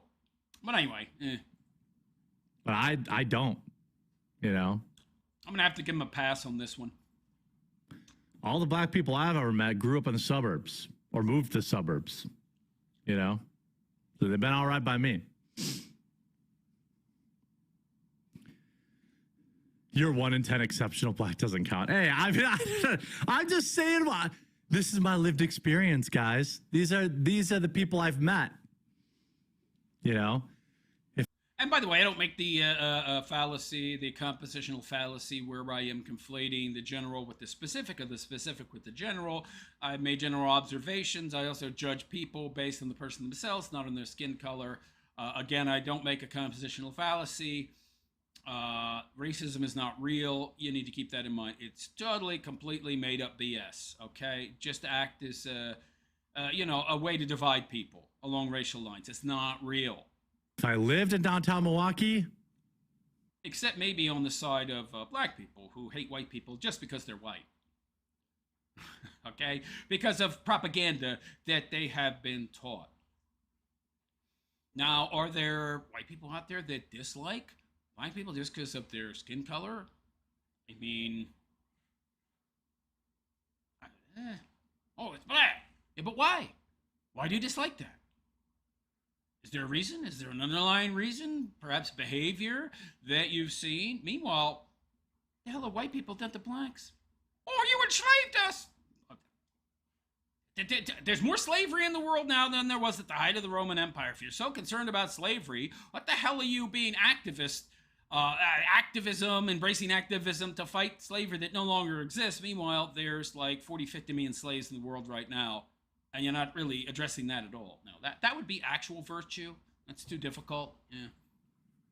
By the way, what activities are whites doing right now? Affirmative action, DEI programs. You're much more likely to get a job if you're a minority, black person. You get special favoritism to get into schools. You can have lower SAT scores. You got affirmative action for you pretty much everywhere. DEI programs that favor you. Employers that would rather hire you over somebody white just because you're black. I mean, I really don't see how white people are mistreating you or acting in a way that would lead you to hate them. But you're being taught that you should, so you do. It's very different. I doubt I would have the same. The only racism I actually see, by and large, is from the black community towards whites, not the other way around. And so it's artificially created. It's ginned up in that regard. Feelings, right? Because 90% of the ones I run into would be shitbirds. But 100% of the ones I run into where I live are cool people. Yeah, sniff it up, buddy. Keep on sniffing. Oh boy. Moving on. Anyway, from Brittany Venti, she found this gem from the famous Boulder stream featuring the quartering before he became a deplatformer. So this is very interesting. Jer here is talking about how people doing what he did are horrible and bad, and you shouldn't deplatform people just based on fifis. Yeah, okay, buddy. Let's take a listen. By the way, I don't like Brittany Venti with the dark hair. I saw her with blonde hair recently. Much, much better, sweetheart. Dark hair, nah, I'm gonna pass. But the blonde hair, I like it much better. But anyway. Egregious is when, I know this is like a double standard, but when a YouTuber strikes another YouTuber, in the one time ever in my life I've had to strike anyone, I fucking painstakingly thought about it because I know what it's like. And to have somebody who's had almost double digits strikes on one screen is particularly egregious. I don't know. Isn't that crazy hearing that from Jeremy? Yeah, it's crazy.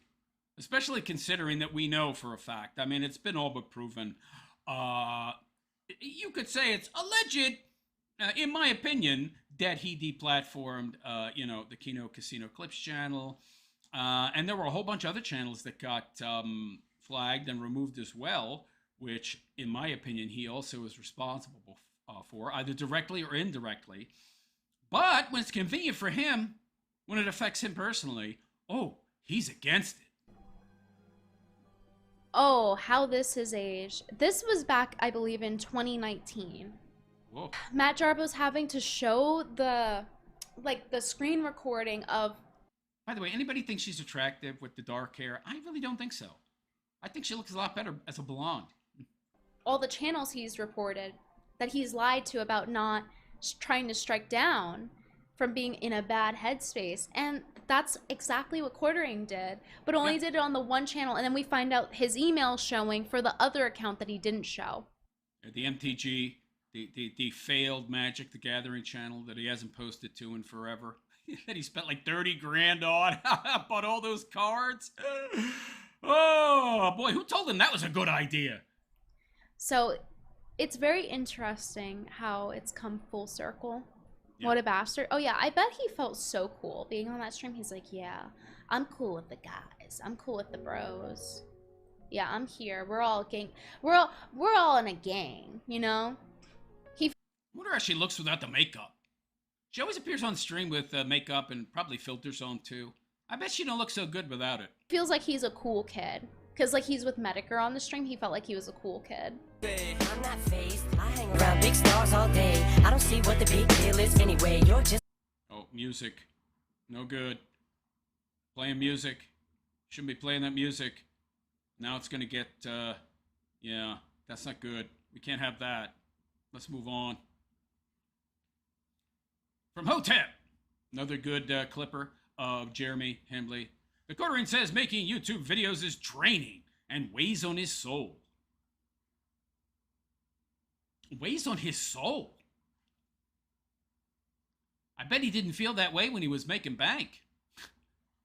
I bet he didn't feel that way when his AdSense alone was 50 grand a month and everybody was kissing his big fat butt. I bet he didn't feel that way then, but he feels that way now. Yeah, because everybody's dunking on him and they all hate him. And all his comments are trolls and he can't keep up with them. He's got to get a bunch of Jannies in there and he still can't keep up with them. He also takes a swipe at real Candace Owens for being an influence on Theo Von toward the end of the video. Okay, this should be interesting. Let's take a listen to Jared being a hater. Yeah. All right, buddy. The thing is, again, you guys know I've promised, even though I've recently started to go, I've recently started to go back to church. Oh, please. He attends church at home. He attends church at home. He does internet church, right? Like Zoom or something. And the preacher, the pastor, whatever, is talking online. So, by the way, we can't verify this. I think he claimed this. So, how many people out there actually believe that Jer is even doing the bare minimum? How many people out there believe this guy is even doing the bare minimum and doing online church? By the way, I don't know how the hell that's church. Isn't church supposed to be, to a large extent, about community and showing your loyalty, your fealty to God by going to the actual church? Otherwise, what the hell is the church there for, right? You get in your car, you go to the church, you get down on the pew, you kneel, you pray, you sing, you interact with the other members of your community. That's church. Turning on the 700 Club at home, that's not church, yo. I don't see myself ever turning into like a holy roller or, demanding my viewers go to church. Yeah, that would get in the way of your swinging. That would get in the way of the waist swapping. Yeah, can't have that. Or, what does he mean by holy roller, by the way? Somebody that actually takes it seriously and it's not just performative, like buying a $10,000 22 karat gold cross with accompanying 22 karat gold chain. I'm going to church for me, not to like lord it over. Go to church for me, not to like lord it over anybody. That's a lie. So that's exactly why he goes, or says he goes. We know that. It's all performative. It's there to lord it over other people, to feel like you're better than them, to feel like you're superior to them. You know how we know that's the case?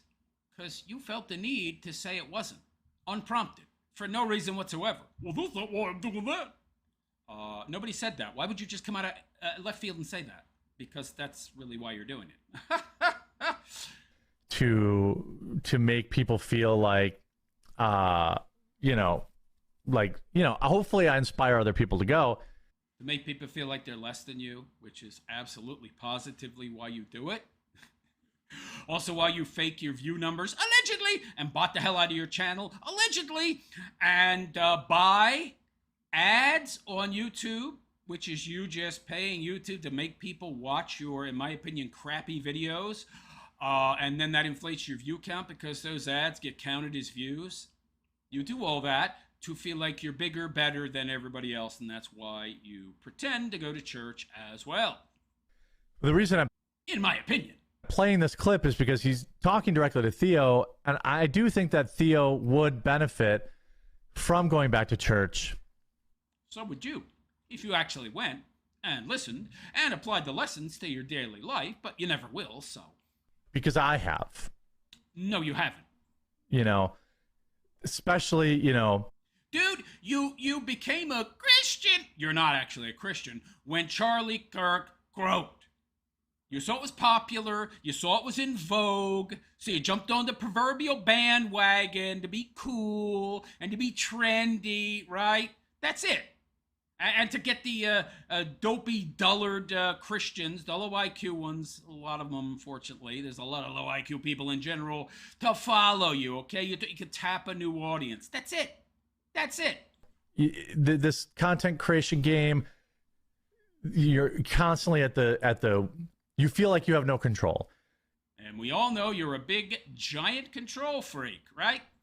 Everything is at the expense of the algorithm. Everything is also for the algorithm and for the viewers, like your performative Christianity. Everybody is, acting, dealing with their own stuff on top of that, dealing with censorship, it's a very stressful job. Well, first of all, it's not, what, you do a job? I don't know, pal. And as stressful? I mean, how stressful, man? Well, you make it stressful because of the lies, the dissembling, the boozing it up. I don't think it'd be as stressful for you as if you weren't on so many substances, okay? I think that makes it a lot more stressful for you. And it's a job that is on your mind 24/7. Not on my mind 24/7. It's on your mind 24/7 because you don't really have a life. You have no purpose. You have no meaning. So, yeah, for you, yes. Is it brick breaking? Is it brick baking? I think he meant to say back breaking. And by the way, dude, you've never done any labor in your whole entire life. Construction work? Is it, road construction work? No, obviously. I'm not saying making, sitting on my rear end, making YouTube videos is hard work, but no, it's not hard work, my friend.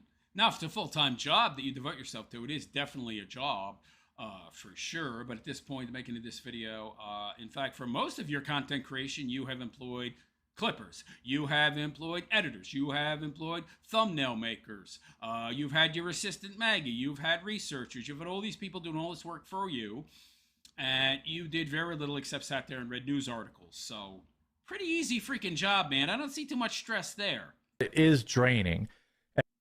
How? How's it draining? If you had another job, maybe, like me, but you don't. So I don't see the draining part. It seems very freeing to me. Seems like you just don't appreciate it very much. You're stressed out so much because you have no coping skills because you've used booze and drugs and food and hedonism as coping mechanisms instead of learning how to actually cope without them. And if you did that, it wouldn't be that stressful, pal. And it does weigh on your soul. Weighs on your soul? What? Content creation weighs on your soul? The hell is he talking about? What are you, an exorcist? I mean, I think he might need an exorcist. He might be afflicted with numerous demons. But what are you talking about, weighs on your soul? God. What a big baby. What a big baby weighs on your soul. Get the hell out of here, pal. Especially when a lot of the stuff we cover is like can be sad or messed up at times. You just read news articles, man.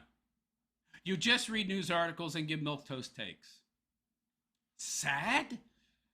Dude. What's sadness? So he has no control over his emotions either, which isn't really surprising for a man who has no impulse control, no self-control, and weighs 450 pounds. I think I've heard that Theo Von is Candace Owens' next door neighbor, so perhaps she's having a negative influence on him. And it'd be at least possible, in my opinion. Yeah, he hates Candace Owens. You know why? He tried to do a collab with her, and she ignored him. So he got all butthurt, and he started to criticize her more and more. And then when that didn't get a response, he directly challenged her to a debate. And you know what happened? She didn't even respond. So now he's like really, really anti-Candace. Not really a surprise. Of course, she's a performative fake Christian as well, just like him. But unfortunately for him, she's a lot better at grifting as a fake Christian than he is. And she's much more popular. She was actually able to perform as a Christian much, much better than him, and spin it into millions of subscribers, millions of viewers. Also, she's talented when it comes to content creation, and she's not a milquetoast fence sitter like him who plays it safe all the time. So he's envious, he's jealous, he's suffering from the green-eyed monster that is envy, and so he hates her. But anyway, there you go. Some quartering, dunkening. Hope you enjoyed this segment. Let me know what you think of Jer in the comments section. Do you think he's right? Do you think the content creation is soul-sucking and it weighs on you? Let me know what you think, and please like and subscribe to my YouTube channel if you have not already. Hit that notification bell to be notified, even though I got people emailing me. I've gotten like a half a dozen emails in the past couple days, people telling me that YouTube is not notifying them when I post a video, which means it's probably happening to the tune of most of my subs, but hit it anyway. Leave a comment. I hear it's good for the algorithm. If you'd like to support my continued content creation, please consider making a donation via Super Chat. Any amount's greatly appreciated. Join as a monthly supporting member by hitting that join button below the video. If you want to continue to get my raw-based RP takes on things, or you can join my Patreon, the link to which you will find in the description, along with all my social media, which you should also follow me on. You'll find all those links in the description. And on that note, I'm out of here. I am the Realist Philosopher, and I wish you all a good and pleasant day. And take care. Big baby weighs on his soul to create content. What the hell is he talking about? I love it. I enjoy it. What? It affects him emotionally? He gets emotionally torn up? What are you, a baby? A 12-year-old girl? What's wrong with you, man? He's getting torn up. Get out of here, man. Oh, my God. I don't believe any of this. It's just making a mountain out of a molehill. Trying to get sympathy from people. Trying to convince them that his job is actually difficult when it's a basic hike. I mean, I guess maybe when you're as untalented as he is, even producing a little bit of content is really, really difficult. But come on, dude. It's not taking an emotional toll on anybody that is healthy and mentally sound. Well, there you go. He's none of those things. Weighs on his soul. The hell is this guy talking about? A bunch of crap. Weighs on my soul because I'm talking about so much sad stuff. Well, don't do it then.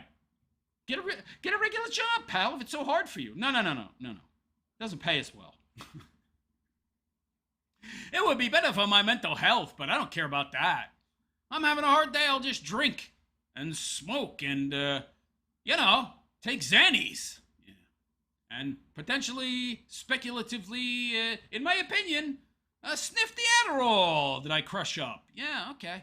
Whatever, buddy. Oh, man. What a joke.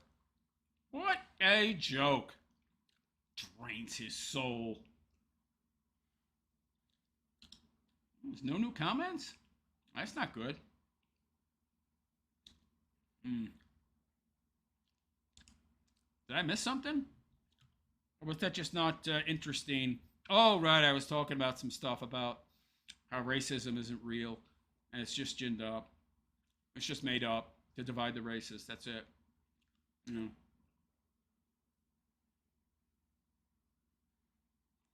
See, that's the true stuff I talk about that scares some people off and makes other people hate me and YouTube shadow ban me.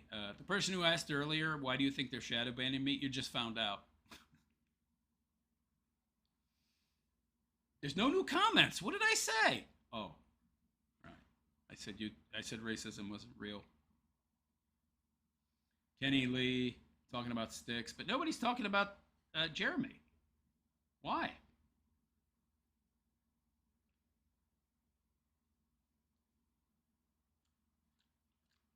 Well, all right. Maybe you'll like the next segment more. I don't know. I have very strong opinions on racism. It's not real. People don't dislike people because of their race. They dislike people because of certain behaviors that are associated with said race, okay? And they don't even dislike other people because, oh, race. No, they dislike certain behaviors which lead them to, see trends and patterns of behavior because our brains are pattern recognition machines. And so we sculpt, we form our views of the world and how we interact with the reality around us on a daily basis based upon the patterns we see. There's no such thing as, ooh, brown, dislike, because brown. No. I dislike chocolate ice cream because I don't like the taste. That's it. All right. Anyway.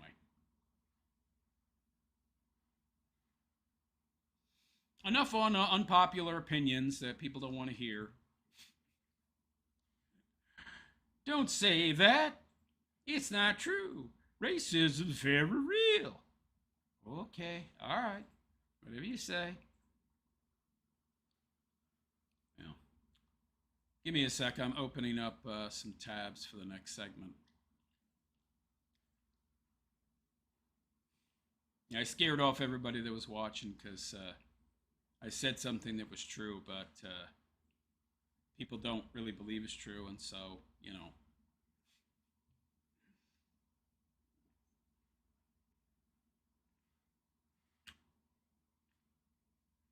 Sorry, unlike Jeremy, I'm actually active and energetic, so when I create content, so I need a lot of hydration.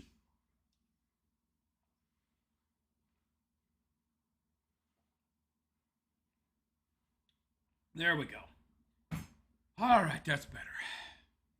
Should probably suck down some coffee, too. It's late, but I burned it off.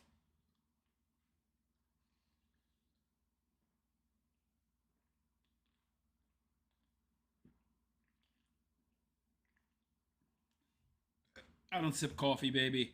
I gulp it. I'm a real man.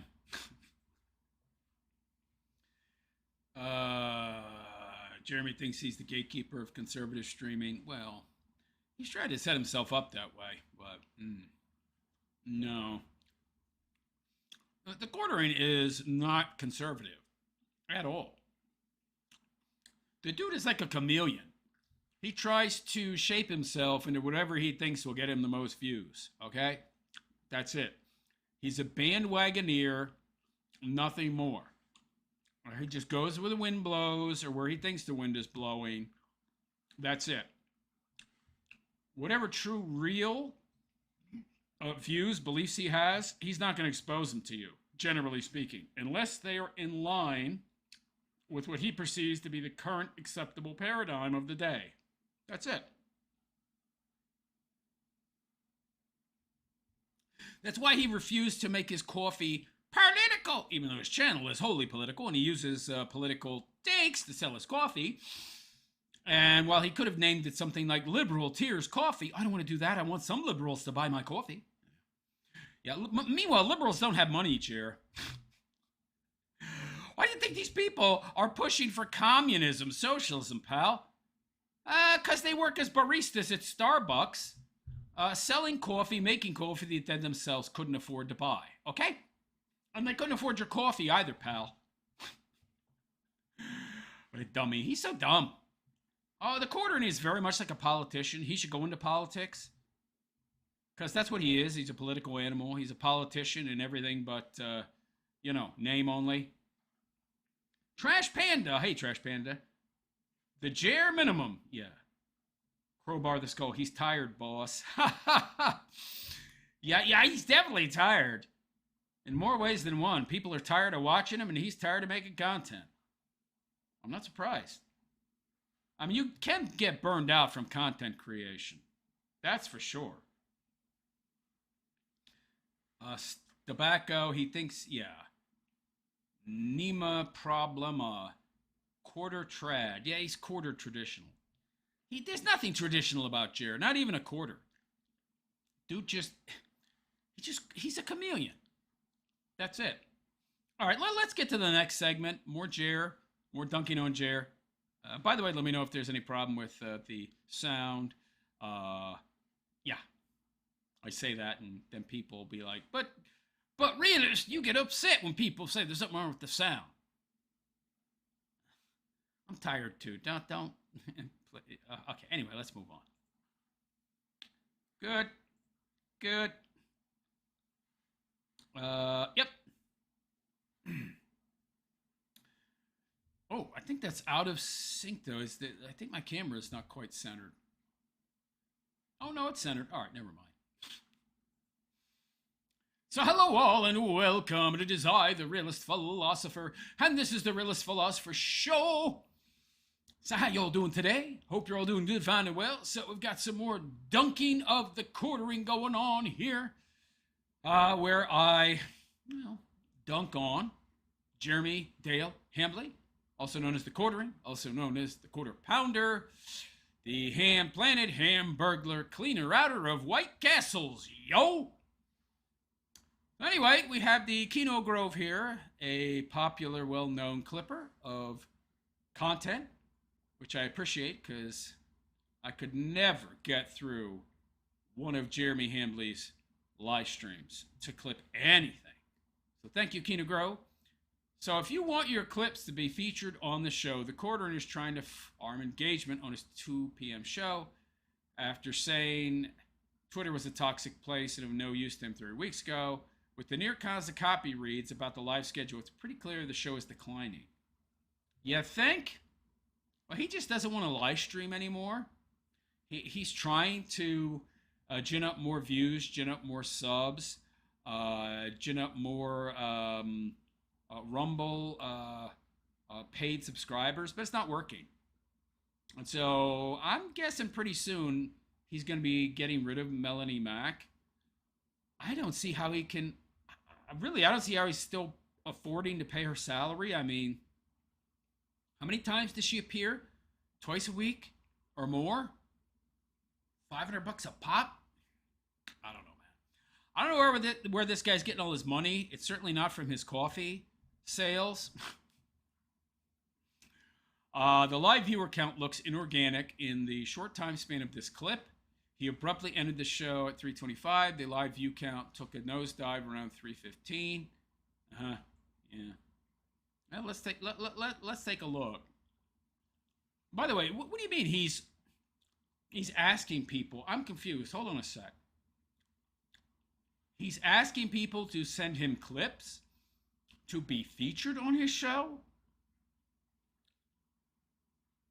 Wait a second. So you make a clip and then you email it to Jer in the form of an attachment, and then he might use it on his show. What? Okay. Doesn't he already do that with shorts? Well, I mean, the difference is he's stealing those videos because he's not really doing anything transformative. So now he wants people to actively send him their content to use as his content. Wow, there's a lot of desperate people out there that are desperate for exposure. Let's hear this latest grift. By the way, I can at the very least say that Melanie, you look better with your natural hair color. Thank God you got rid of the Kool-Aid colored hair, sweetheart. mentions. Oh. You know, sounds lovely until wolves dress like sheep and then ask for empathy. We're trying to escape a war-torn country, guys. I thought you quit Twitter. You can see his stolen barbershop avatar of the quartering there. I thought you quit. I thought that you quit. You don't use Twitter anymore. Now you're back. We just want to come in and we're just trying to escape. Was that like a glitch? Some drop frames, some lag? How does a dude that invests so much money in his equipment, in his internet connection, have such a glitchy stream? A war-torn country. You know, kindness. Oh, yeah, here, let's feed the snake some water. Yeah, okay. Well, dead. You know, how about this? You know, oh, here's some more empathy. I can't. Idiot. Play because there's music on there. If you want your clips to be featured on the show, like I can't play it because there's, you know, music. But, you know, he's not exhibiting any empathy. That was the biggest trap I fell into. Oh, so he wants you to post your clips on like social media, like on Twitter, and then you email him a link, and then he decides whether or not he wants to play it. Dude, really? Lazy SOB. Dude. Right. It's like, we just want to live our lives. Like, I'm not saying I've changed my opinion that people can't just live their lives. Right. But they use that as a slippery slope for a very long time to But there's push the like envelope. a limit. Something is contradictory in this message. He just wants to live his life. Jared just wants to live his best life. Well, then why don't you just ignore people? Let them live their lives. If somebody has something bad or negative to say about you, just ignore them. No, I must destroy them all.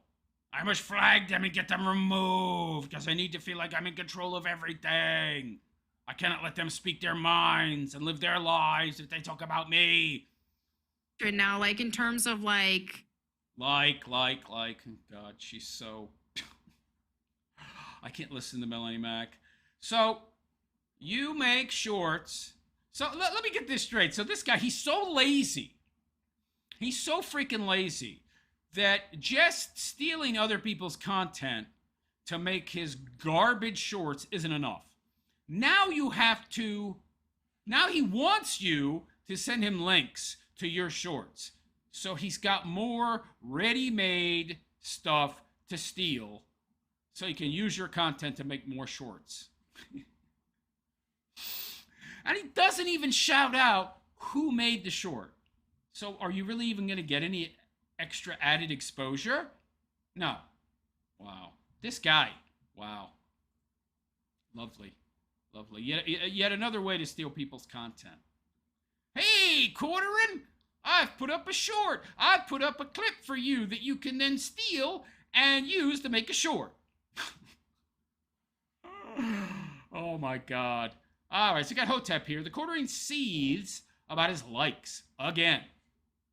When he clicks to like his own stream, what a loser. The numbers update and he spirals a bit.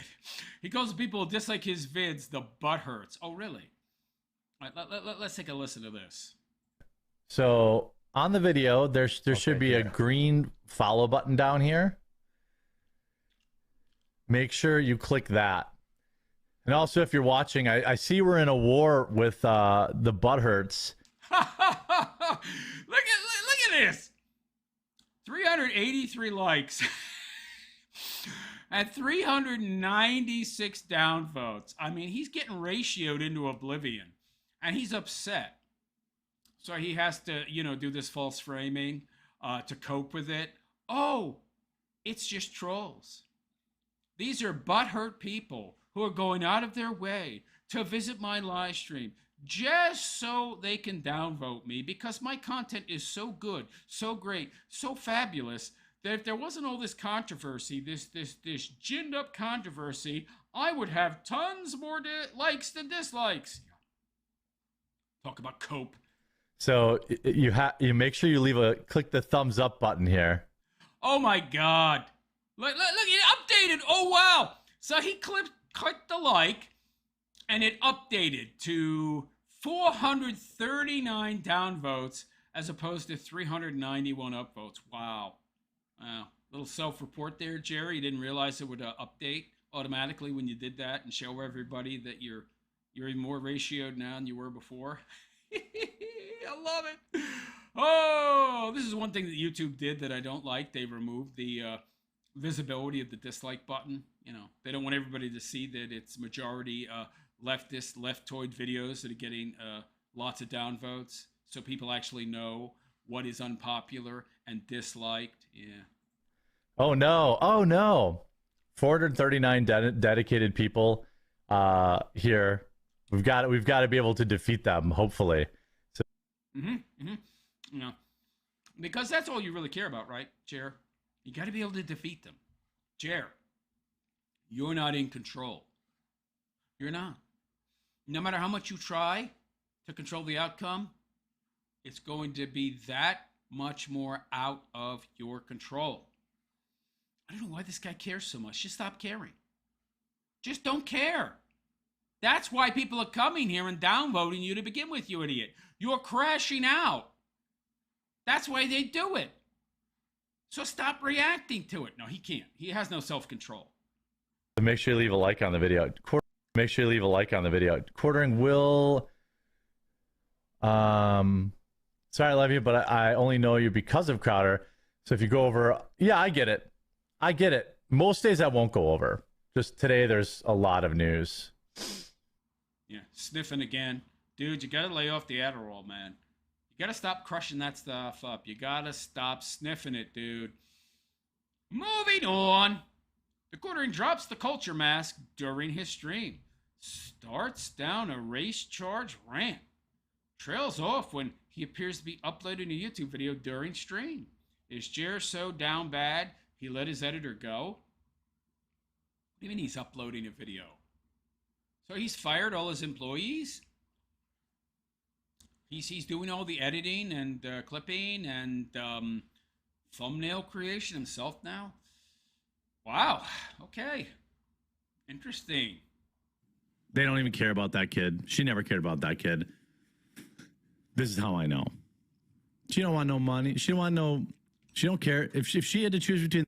1-year-old Kohan Wiley was fatally shot by a police officer on June 14th in the parking lot on a shoplifting call regarding a box of diapers after the driver of the getaway car allegedly drove with police.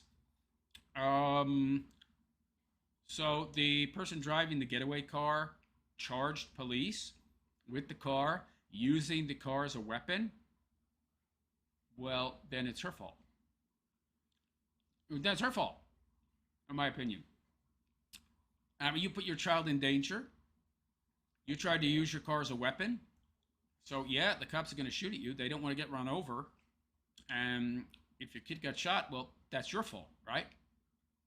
But somehow it's the police's fault? Uh-huh. Okay. Well, interesting. I bet it wouldn't be if the driver had been a white lady. But since she was black, well, you know, we got to have the bigotry of low expectations. And we got to, you know... We got to give her some money, right? Settle and make her rich. Yeah. Oh, but they're oppressed, you know? They're oppressed, don't you know? the money and having her baby back, she would take the money. That's where I'm at with the culture. That's the mother? So she's got some kind of plushy toy and big fat sacks of cash in her hand and a smile on her face. That doesn't seem like somebody grieving to me. That seems like somebody making a statement. I got my bag, yo. Why isn't she in jail? The mom is flashing the money she received after his memorial. Somebody explain this to me. I don't understand this. How do you charge police with a vehicle? And isn't that attempted unaliving of a police officer? And you get your own kid unalived through your own actions. but then you get paid off by the state. Something's wrong with this picture, yo. That's where I'm at with it. I guarantee you she would take the money and not the baby. I don't know about that. Yeah, sniff some more, pal. Yeah. Again, hashtag not all. I'm talking about the culture. I'm talking about the culture, you know, hood culture. It's so messed up. And they'll still riot for this kid and they'll do whatever they, you know, because all the grifters are going to grift and they'll ruin this cop's life. Anyway, the culture be culturing and there's no fixing it. There's just no fixing it. Well, not with our current education system, that's for sure, because it's designed, it's set up, and implemented in such a way that it teaches, promotes racial, cultural Marxism. Yeah, it's designed with the sole purpose of dividing us along all these lines and thereby conquering us and making us susceptible to more propaganda. Yeah, it's certainly not fixable as things are now, that's for sure. The culture be culturing. The culture be culturing. Yeah, you're so clever, Jer. That's all I can say. Mm-hmm. And not, again, hashtag not all blacks. There are dumbass white people too, also, on top of that. Mm. Just so we're clear. But ghetto black people are the... Not all... Well, there are people that live in the ghetto. You know who I'm talking about when I'm talking about ghetto black people, right? Not talking about black people that happen to live in a bad area. Is he saying this on his YouTube? I don't think he's saying this stuff in his YouTube videos. Is he? I mean, I don't know. Is this maybe another reason why his views are going down? I don't know, man. This is definitely, I would think, bring down the Banhammer on YouTube. But I don't know. Maybe he's bought some special favoritism treatment from YouTube because he still spends so much money there on advertisements and such. I don't know. More sniffing. Jesus. These ratchet, like, thug ghetto blacks are the fucking dumbest people on the planet. Oh, man. Like, they have to be like sub 50 IQ. Well, I don't know that anybody is that dumb. Unless they're like in a vegetative state or something. 50? Guess if you got brain damage, maybe. I'm not talking about black people who happen to live in the hood. I'm talking about this kind of person. Like, you know, they're just chimping out over everything. Like, they are not like, I'll be careful here. Dude, what? What is he doing? Who's he trying to appeal to now? I'm not sure what his strategy is with this kind of talk and language. Even I don't talk like this. How does he still have any kind of viewership? I would think that Rumble or YouTube, if he's talking like this on either of these platforms, would bring down the shadow ban hammer hard on him. How is he getting away with this? What's he doing? What should I title that one? He's making a video and uploading a video while he's live streaming? What? He must have fired his editor. He can't afford it no more. Well, how the hell are you paying Melanie Mack's salary, dude? I mean, she's your highest paid employee by far. This is my question. If he's so broke that he has to get rid of, he has to fire his editor, his thumbnail maker, his clipper, his assistant, how is he affording to pay all the employees of his supposed coffee factory? You know, the people that roast his beans and bag his beans and ship his coffee. How is he affording that? Oh, they don't exist. Dead air. Dead air. Dead air. Dead air. Free Chud. I don't know. It was Chud. I saw some pictures floating around the internet of Chud. Are those real? Talking about that Chud guy and the is this the guy that had the he she girlfriend boyfriend deal? Give me the Chud update. That's a weird case. Isn't that Chud guy the one that shot the black guy who threatened him or something? A little too reactionary of a guy. By the way, what was his bail? Did he get out on bail? Is he still in jail? On Chudgate 2026. Yeah, he couldn't get out. Or wasn't the bail like ridiculously high? Meanwhile, Carmelo Anthony, they let him out.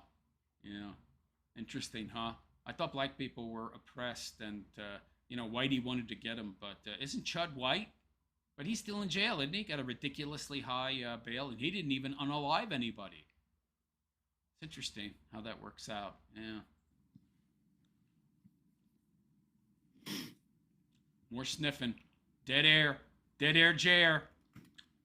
He's so unprofessional. Dude, you don't do... He's doing other work while he's live streaming. It's like, okay.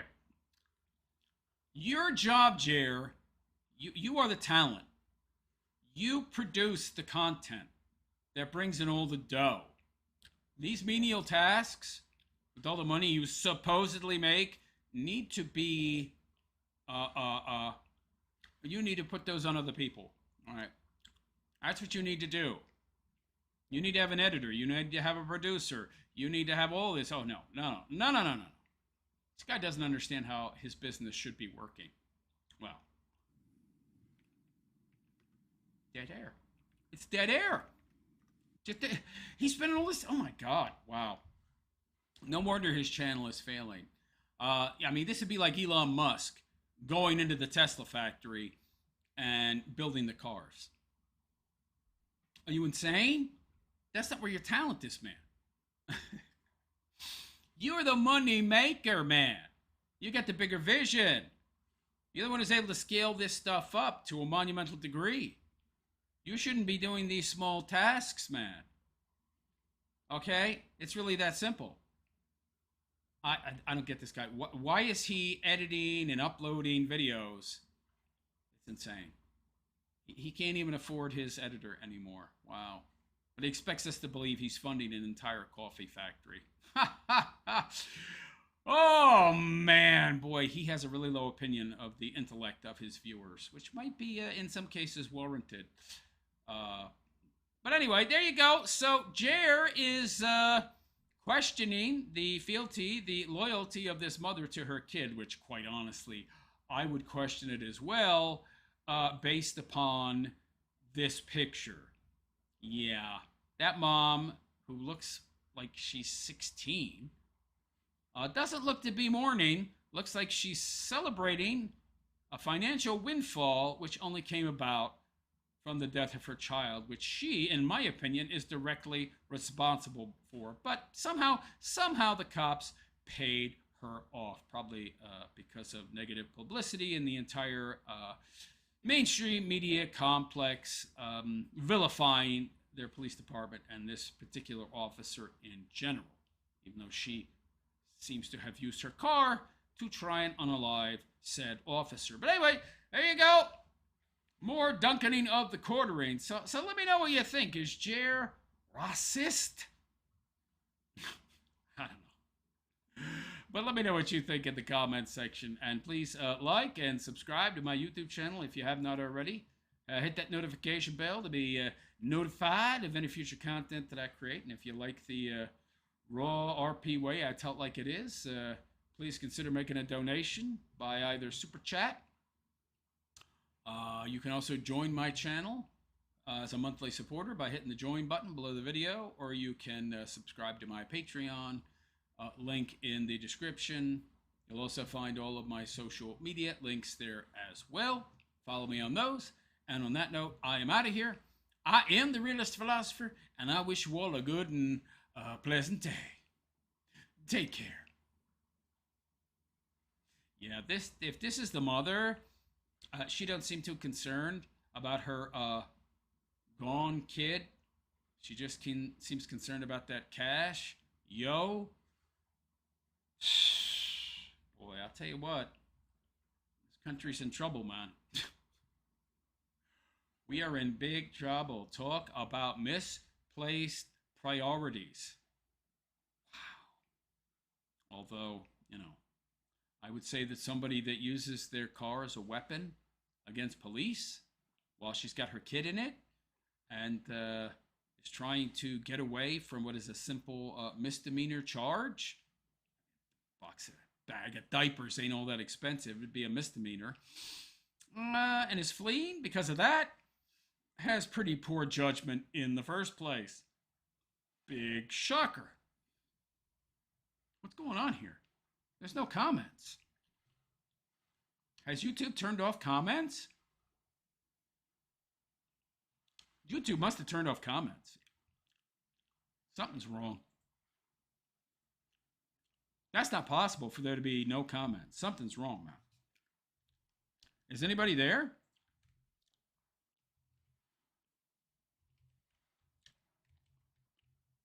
Yeah, something's very wrong. Let me go and check the stream here on YouTube. Because something's very fishy here. Let me go look at the stream on the same screen that everybody else sees it on. Yeah, something's not kosher. But nobody's commenting. Is anybody posting comments, but they're just not showing up? Something don't seem right. This is very sus. I mean, for there to be no comments appearing at all, that just doesn't seem quite right. I mean, yeah, I see your comment, Maddie. I'm just wondering why there haven't been any comments in like half an hour. That doesn't seem kosher to me. Very strange.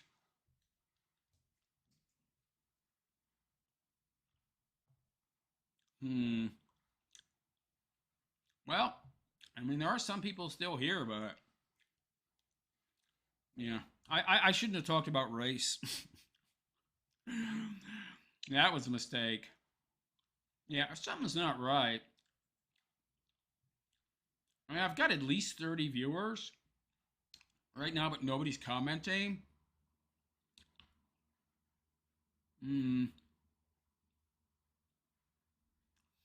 I guess YouTube didn't like the subject I was talking about. They'll do this sometimes. Wow. Well, what are you going to do? That's YouTube for you. All right, let's move on to something non-racial, because we can't talk about reality. We can't talk about truth, right? They don't even... These things are not allowed. How dare you talk about things that you're not allowed to talk about on a platform that isn't editorializing? Yeah, it's very strange, man. It's very, very strange. Oh, something's wrong here. It's the wrong link. What's going on? Oh, man. All right, now I got to open up my bookmarks. Looks like I accidentally selected the wrong link when I was organizing the show. So now I have to... Okay, here we go.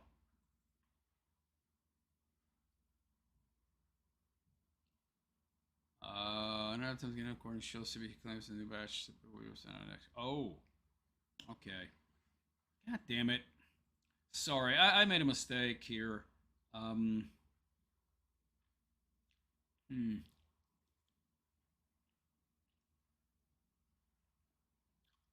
Damn.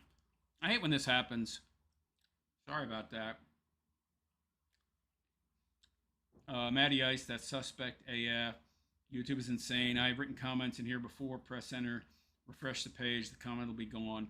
Yeah, so it's probably racial stuff. YouTube don't like that very much. So they'll just literally ban the comment. I mean, at least once a day, I have to go into my YouTube studio and go into hidden comments and verify that they're allowed, because YouTube will hide them. I can only imagine how many comments there are that YouTube just deletes outright that I never see and that I don't have to verify or not. So it pisses me off. God, YouTube, why can't you just... Hey, YouTube, why can't you just let people say what they want to say? And let the marketplace of ideas sort it out. This is literally price fixing. This is what YouTube does. They price fix. Like Pinko Socialist Communist Country. They decide what is and is not allowed. Okay? This is allowed on the shelf. This is not. Okay, you can sell this, but you can't sell that. Oh, you want to sell this? Okay. So we're going to ratchet up the price to the point where it's so scarce in regards to the price that we're going to manufacture scarcity, and we're going to make your price so high that nobody can afford it, or in this case, not see it. We're going to limit the reach of your content. We're going to decide what you can and cannot sell. Just like a communist government. Sure, why not? Even though you're supposed to be a free speech platform, YouTube. No, you're not. Well, we have hate speech and we have misinformation policies. Who the hell gets to decide what's misinformation and what's not? Who gets to decide what's hateful? We do. Ha ha ha ha ha. Why don't you let people decide what they want to watch, what they do and don't want to watch? Well, then we couldn't, shape the narrative in our favor, right? To fit our worldview and our ideology. Oh, okay. So they want to stack the deck, rig the game. Got it. Yeah. So the more I want to talk about something, if it's not in line with your narrative, I can't. Okay. Or if it's not bread and circuses to distract people and something of no importance, yeah. As long as it's not important, I can talk about it. If it's important and it's true, no. I mean, if it's true and it serves our narrative, sure. But if it's true and doesn't, you can't talk about it unless it's entertainment only and isn't seeking to wake people up. If you want to wake people up, no, you can't do that. That's not allowed, man. I see. Oh, thanks a lot, YouTube. Yeah. Tell me what I can and can't talk about. Lovely. Lovely. All right. So we'll just go to bread and circuses, since there's some subjects I'm not allowed to discuss. Yeah. Bread and circuses.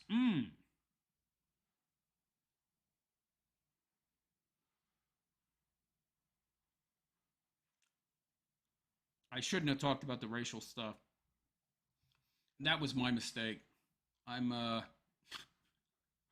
already regretting that. Already regretting it, baby. Oh, well. Well, since there's no comments, because YouTube seems to be blocking them, well, the comments they don't like anyway.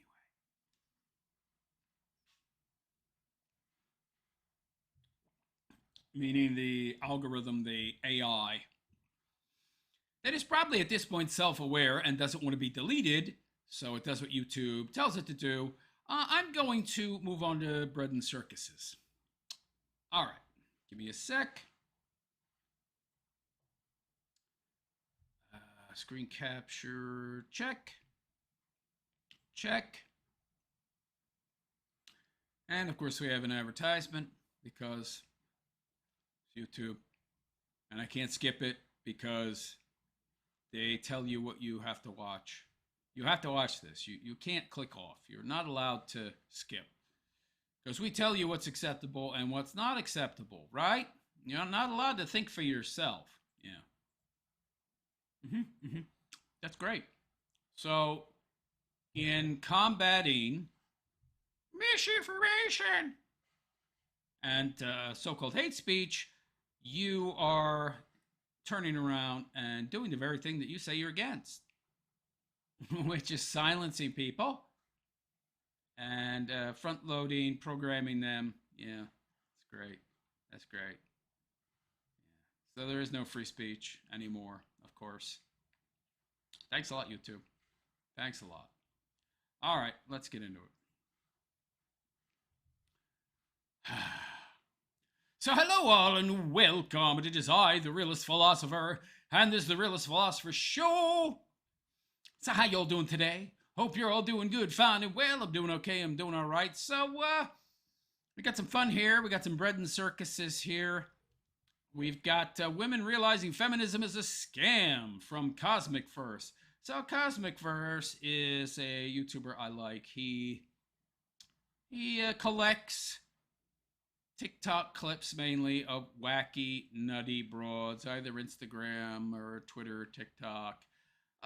Old, bitter, angry chicks who are, in a lot of cases, projecting their anger out into the world and coping to a large extent for their own bad life choices. And we have a compilation of short videos, clips here that he's collected. I don't always agree with his takes, but he collects the clips that I don't have the time to do. So thank you very much, Cosmic. Shout out to Cosmic Verse. Let's get into it, shall we? Is a lie. Feminism is so destructive, not just for women, but also for men.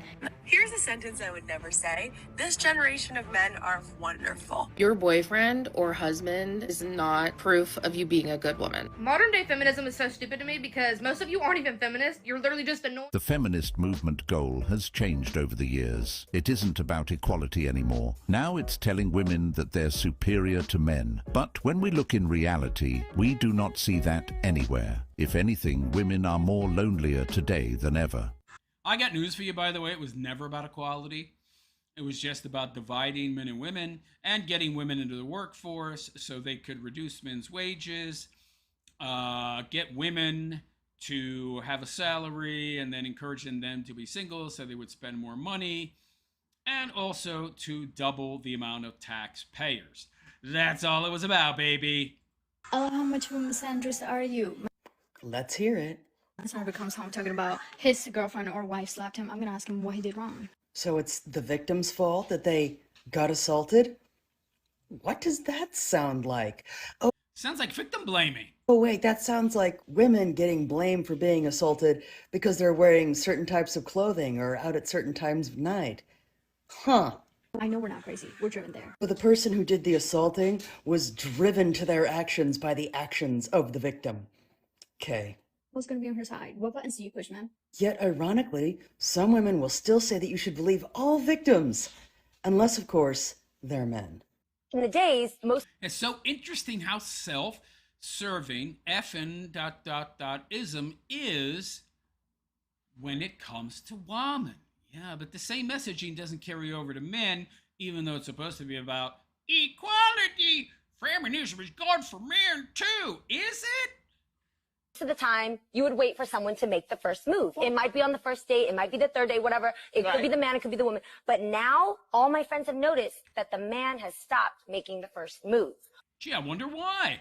All my girlfriends are like, they're waiting. It's the third date, fourth date, a week later. He hasn't gone in for the kiss. He doesn't do any touching or anything. And I've asked my dude friends that are single, and they were like, you don't know where a woman's going to go with that story anymore. I ain't touching nobody. And it sucks because the Me Too movement is so strong and so powerful for the strong, powerful doesn't mean good. People that need it, but it shouldn't. Nobody needs it. What are you talking about? It's not nonsense. The whole Me Too movement, by the way, was a bunch of crap. Propaganda, garbage. Just designed to vilify men and create more division among the genders. That's it. Doing the maturity that we should have within intimacy and relationship. Me Too played a big role in this, which is why this is happening. Men did not just randomly stop making moves. A lot of men looked at the culture and decided the risk was not worth it. If a kiss, a touch, a flirt, or a misunderstood moment can be framed as something dangerous, many men will choose distance. And that is exactly what women are now noticing. He waits, he hesitates, he does not initiate, he does not want to be wrong. The movement may have helped real victims, but the culture around it all. I don't think it did. I don't think it did.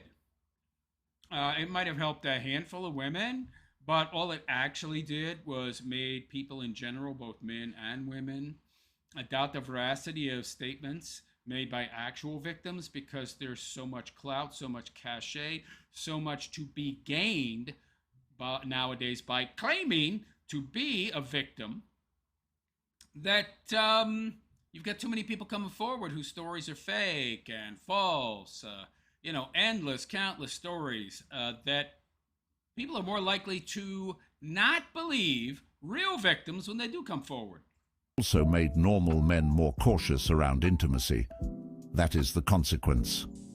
You cannot tell men for years that approaching and initiating is risky, then act shocked when they stop stepping forward. What privileges have been afforded to women? Is it a privilege to go work all day under fluorescent lights, do a grind that wrecks their hormones and wrecks their whole bodies and leaves them feeling miserable, angry, and resentful at the end of the day? Is that a privilege? What else is a privilege? Tell me what you're talking about when you talk about female privilege. By the way, isn't it interesting that women will go to a job and work all day, in many cases for a man, sometimes for a woman, but generally for a boss, an authority figure, and do what they're told and grind all day in a job that's much more difficult than being a housewife, by the way. And yet they won't do that for their husband, who, if they hadn't bought into the effing ... is lie, would be able to pay for their entire household and their life and cover all their bills and pay for the same things that they're having to pay for now, but he would actually care about them and care about their opinion. Meanwhile, this boss, he don't like what you're doing or how you're doing it, he fires you. You're gone. Doesn't care about you at all. But women sign up for that. It's so odd to me. That came from feminism. What is it? Because women aren't happier. They're not. Don't believe the stories. Don't believe the lives. Women are not happier doing all. No, they're not. There's been tons of polls. Women's happiness is at an all-time low. By and large, they use SSRIs more than anybody else. So many women are on drugs, medication for depression, and they're just so miserable. I mean, why do you think the trope of the boxed wine, cat-owning, old, used-up post-war feminist is so prevalent? Because that's more and more the reality. All those things.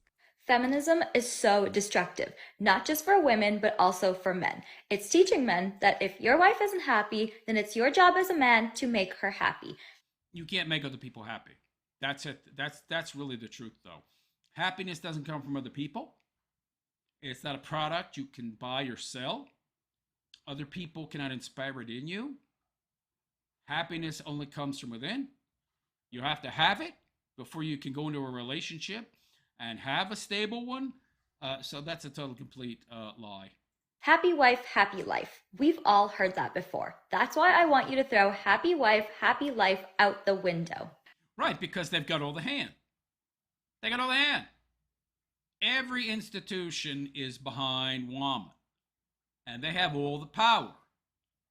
And since men, by and large, make more than women, if they want to leave, and by the way, women will almost never marry a guy who makes more because they know how the system, how the laws are set up. They'll only get with a guy who makes more than them. So they can leave at any time, get a big payout. They don't have to put up with any crap. They're incentivized to leave. They get cash and prizes when they check out, and they get the kids too, in the vast majority of cases. So sure, you got to keep her happy or your life's destroyed. You have no choice. That's why that saying exists. Notice nobody says happy husband, happy life, right? Because he has no hand. He has no power in the relationship. He has no leverage. Most people's relationships are being run on a woman's feelings, and a feminist marriage is where the woman has power and control and the man submits to her. Well, that's every marriage in the West, sweetheart. And this is incredibly dangerous because when you put your feelings, by and large anyway, there are exceptions, but the vast majority of cases, if you live in the West, you're married, you're in that situation, okay? above God and above the truth, then it will always end in chaos. The scam was convincing women that their feelings should rule the entire relationship. That sounds empowering until it turns a marriage into emotional dictatorship. A man is not a husband anymore. He becomes a servant assigned to manage her moods, fix her dissatisfaction, and submit whenever she is unhappy. Well, she can do that because she has all the power. She has all the leverage. You have no leverage, okay? Even if you get her to sign a prenup, by the way, all she's got to do is claim duress. Oh, well, I was under duress when I signed it. I didn't have a lawyer with me at the time. He said if I didn't sign it, he wouldn't, marry me. And he put me under great stress. It was a lot of mental duress. So, I wasn't in my right mind. I really didn't know what I was signing. There's so many ways you can get out of a prenup, man. That is why the phrase, happy wife, happy life became so destructive. It sounds cute, but it teaches men that peace only exists when a woman gets her way. And once feelings become the highest authority, truth disappears, accountability disappears, respect disappears. Modern feminism told women that power over... Yeah, and by the way, this whole feminist movement makes a real stable relationship impossible because a woman does not respect a guy who's a doormat. But the way the incentive structure is set up, if a man gets married to a woman, by and large, he can only be a doormat because, if he even, chirps a little bit, hey, I don't think this is quite fair. I'm not happy with this arrangement, or I don't like this. We need to talk. She's out. The moment it gets hard, well, why put in any effort? Why put in any effort? Why seek a compromise? Why try to get along? He's obstructing me. I'm out of here. Cash and prizes, baby. Men was freedom, but in relationships, it often... But she can't respect him. So the whole system is set up. The incentive structure is set up to create these men who pander and cater to women, and women don't respect dudes that pander and cater to their every whim. So you're damned if you do, damned if you don't. It can't work. Creates chaos, resentment, and weak men who stop leading because they are punished every time they do. Men have always died to protect and build civilization. The difference is in the past, they used to get thank you and an appreciation, and now they don't. Oh, this Pearl Davis broad, she's another fake fraud, fake Christian, former hoe. Chameleon broad. Because feminism has convinced women that our jobs are equally as important to men's, and they're not. Yeah, and the only reason society exists is because it is. Society doesn't exist. It's not real. There is no society.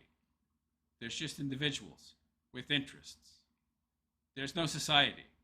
Is built on the backs of the unpaid and unrecognized labor of women. Sure, men have died in war, men have died in dangerous jobs, and I would argue that if women were in charge, we would have less war and we would have less death, but that's a whole... True. Women have waged more... I love how she has to appeal to this higher authority known as society, this nebulous, amorphous blob thing that's not real to make her argument. That's one way you can tell it's spurious nonsense. She can't support it without that. More war in the last 500 years when they were rulers. Yeah, and you also have to look at who they had as their representatives and for their counsel, because this has been highly studied that it wasn't necessarily their individual choice. A lot of it was pressure from their Whenever committees. women make a bad decision, women have the privilege of blaming it on someone else, where men have to take the fall. That's an interesting perspective. I disagree. Women were more... Yeah, she disagrees based on what? Based on what? Nothing. I just disagree because I disagree. satisfied in life in 1897 when we were apparently not allowed to do anything? Susan B. Anthony, who we all know from the brief and fake history we were given on women's suffrage, our history classes, she had a speech in 1897 called The Status of Woman, Past, Present, and Future. And she says this in this small paragraph from her speech. She says, "But the petitioners of suffrage are in the minority. There are many reasons for this, and one of them, paradoxical as it may seem, is because so much has already been gained. Women in general now finds her needs very well supplied. If she wants to work, she has all occupations to choose from. If she desires an education, the schools and colleges are freely open to her. If she..." Yeah, that's a lie. And all these women running around saying that women back in the 19th century weren't able to work, that's a lie. Not true. They had that option available to them. They just didn't avail themselves of it because they were happy and comfortable as they were. She wishes to address the public by pen or by voice, the people hear her gladly. The laws have been largely modified in her favor, and where they might press, they are seldom enforced. She may accumulate and control property. She may set up her own domestic establishment and come and go at will. All of this proves that in 1897, we basically had everything, and women were happier then as well. Yeah, they could own property. That's another thing that's a lie. Only the men's could own property. In 1897, women could own property. They just didn't feel the need to have it. All their needs were taken care of, man. Everything. Now, they're being taught, propagandized, that it's somehow in their favor to have tons of debt, work themselves to death, not procreate, not have a legacy, not have any real purpose and meaning in their lives beyond materialism. And that's somehow a good thing? Whether people agree with every historical claim or not, the bigger point is that women were sold a very selective story. Now, by the way, look at how ugly she is.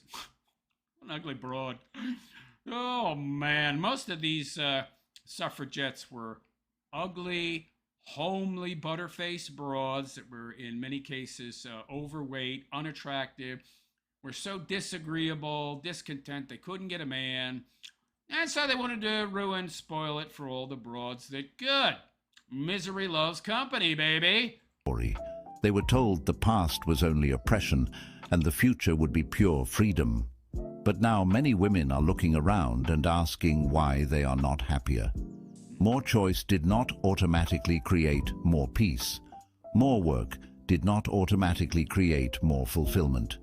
More sexual freedom did not automatically create better relationships. Of course not, because that's not the formula for life. That's not how it works. Life has a formula. It just does. It's like trying to change math. 2 plus 2 will never equal 5. Okay? Doing certain things won't change the reality of the natural world, no matter how much you try. And the more you ladies try to be like men, the more you're going to fail. Because you're not men. Because you cannot make 2 plus 2 equal anything but 4. That is the part feminism does not like to answer. If the old world was only misery and the new world is pure liberation, why are so many modern women anxious, exhausted, lonely, medicated, and confused about... Because they're living their lives against their own natures. There's such a thing as biological determinism, and if you live your life against your own biologically determined nature, you're gonna be miserable. Also, by the way, ism was never about equality. It's always been about misandry, hating men. That's all it's been about, because its foundational premise is men have oppressed women throughout history. I don't know about you, but any ideological system whose foundational premise is that X group oppressed Y group throughout history, Y group is going to hate X no matter what. It's not about equality. It's about man hate. It's always been about man hate. Always.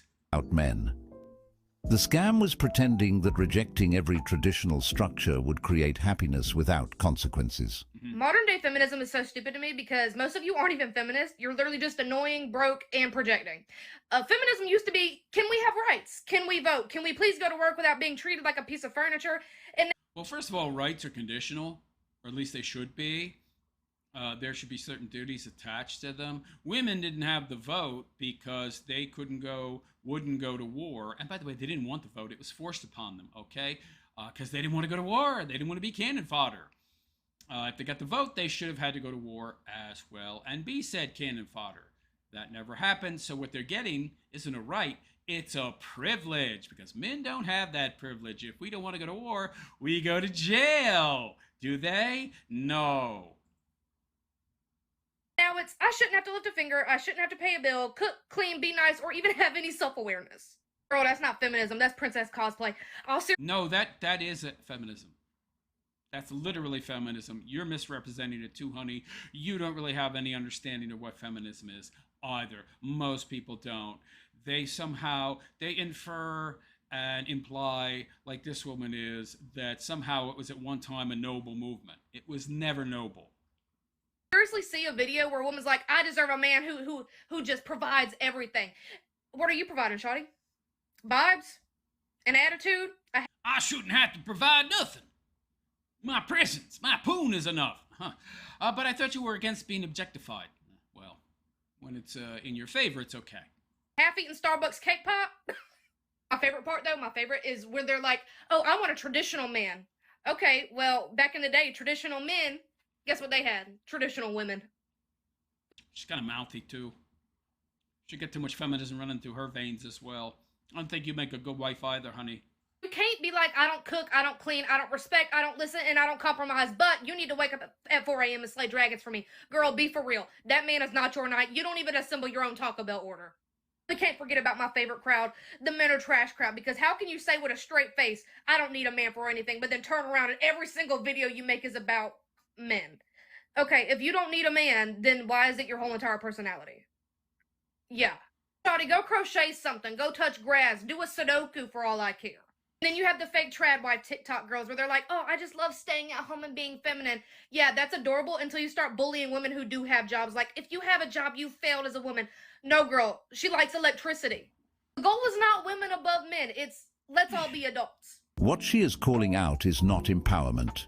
It is entitlement-wearing feminist language. A lot of women use feminism when they want freedom from responsibility, then reach for tradition when they want a man to provide. They say they deserve a man who pays for everything, but when asked what they bring, the answer is attitude, vibes, and excuses. That is... By the way, if you're listening, watching this broad, she got a lot of attitude too. She ain't wife material, that's for sure. Is not a relationship standard. That is princess cosplay.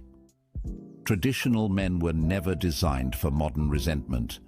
A man who wakes up, works hard, protects, provides, and sacrifices is not looking for a woman who refuses respect, cooperation, peace, or accountability. Feminism sold women the illusion that they could reject the role and keep the reward. Men are finally rejecting that deal. I feel bad for hating. Yeah, by the way, do you see feminism telling men to give up their traditional gender role of provider and protector? No! This is not about equality. Never has been. It's all about entitlement and privilege. Men, you shouldn't. You just shouldn't. Oh, really? Why? This should be educational. Like, even if you think you hate them, like, so much, you don't hate them enough. Most reasonable people at this time would ask themselves, now why exactly should a person hate an entire group of people? Like, there's no possible. I find this interesting. This black woman says you should hate all men because they're men.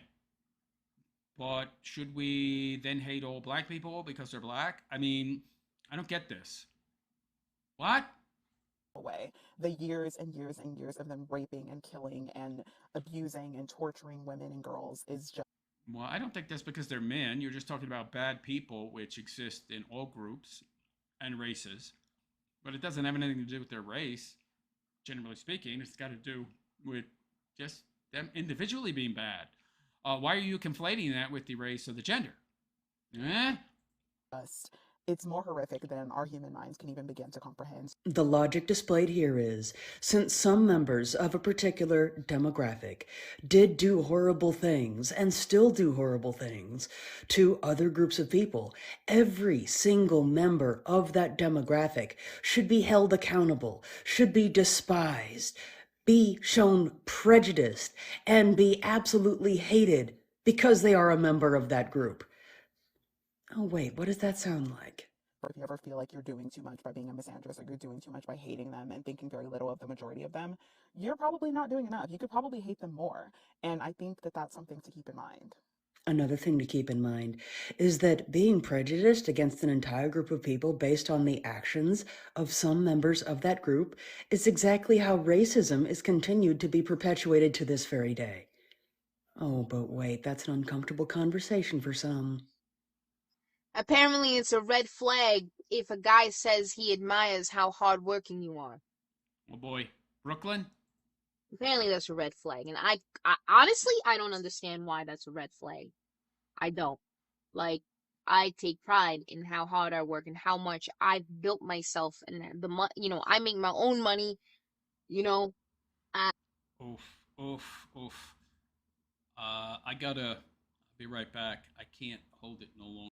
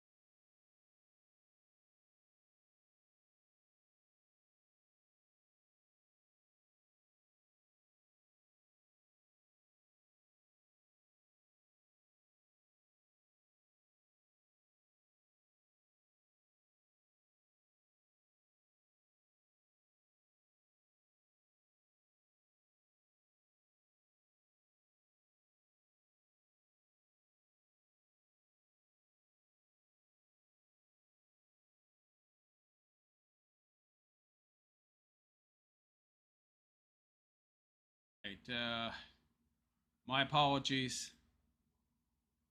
I mean, I was literally gonna go boom. My bladder was screaming.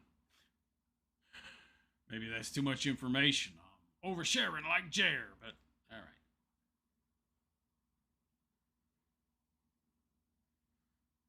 She's not a bad looking broad, by the way. Not like those earrings, but yeah, kind of cute. I take my career very serious. I don't like the accent though. Like, I'm very proud of myself. Like, my parents ain't raised no bitch. Okay, yeah. Now she's going down quite a bit in my estimation. Yeah, the way she talks. So if a man compliments me like, yo, you're very hardworking, you're very ambitious, I'm fucking proud of myself from that. I'm like, yeah. Maybe you shouldn't be. Why are you so ambitious? Men don't want that. By the way, pride's a sin, isn't it? You shouldn't be so proud, honey. I don't know. I mean, excessive pride anyway, I guess. But anyway. You right, I am.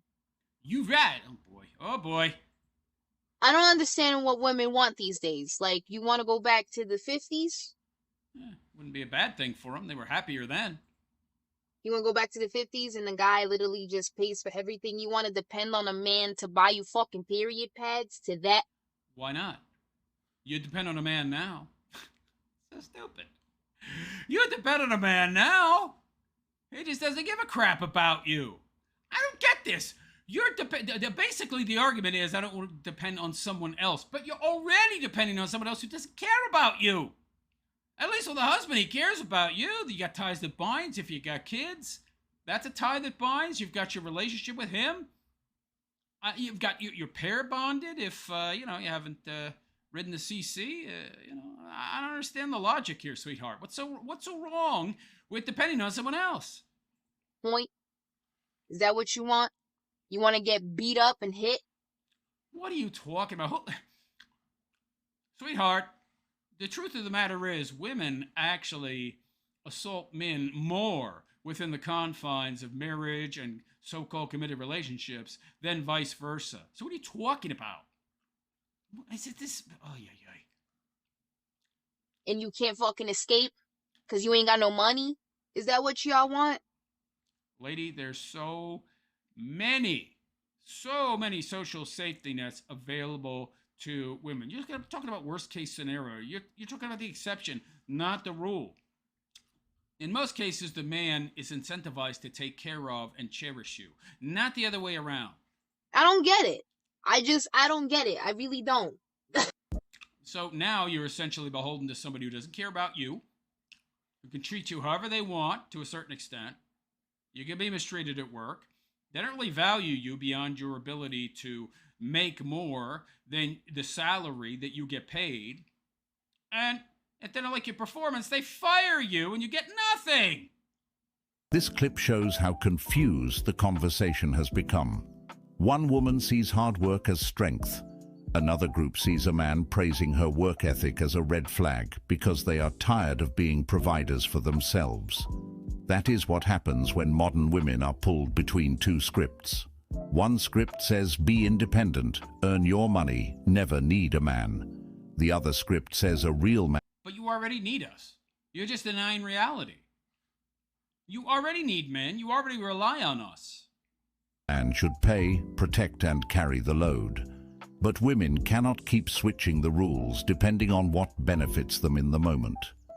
Well, they can, so long as the government and all the propaganda outlets and academia continues to prop them up, support them, pass laws that are in their favor. Yeah, they can still continue. They can continue this.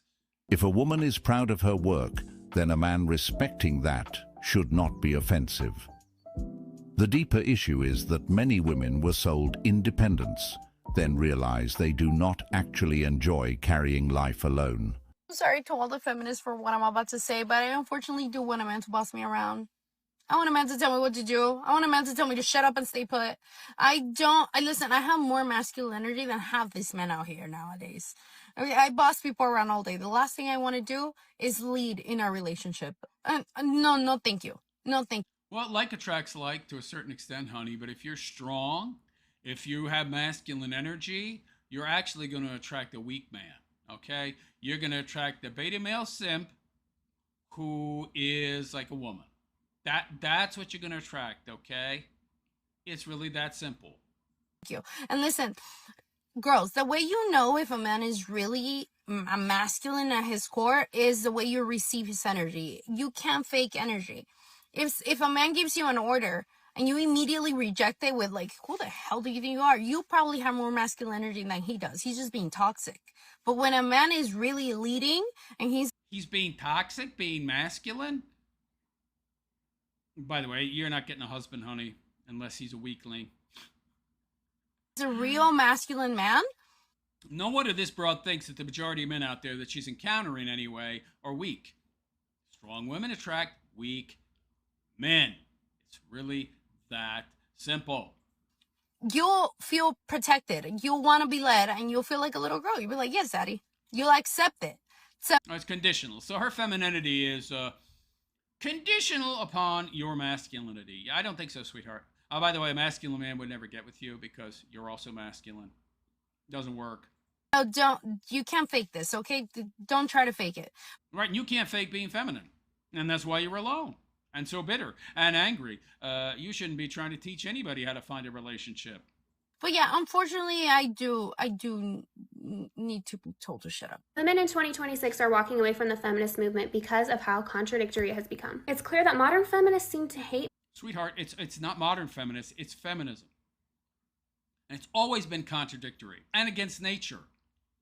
This idea that it somehow became this way, it's always been this way. There ain't no waves, first, second, third, fourth.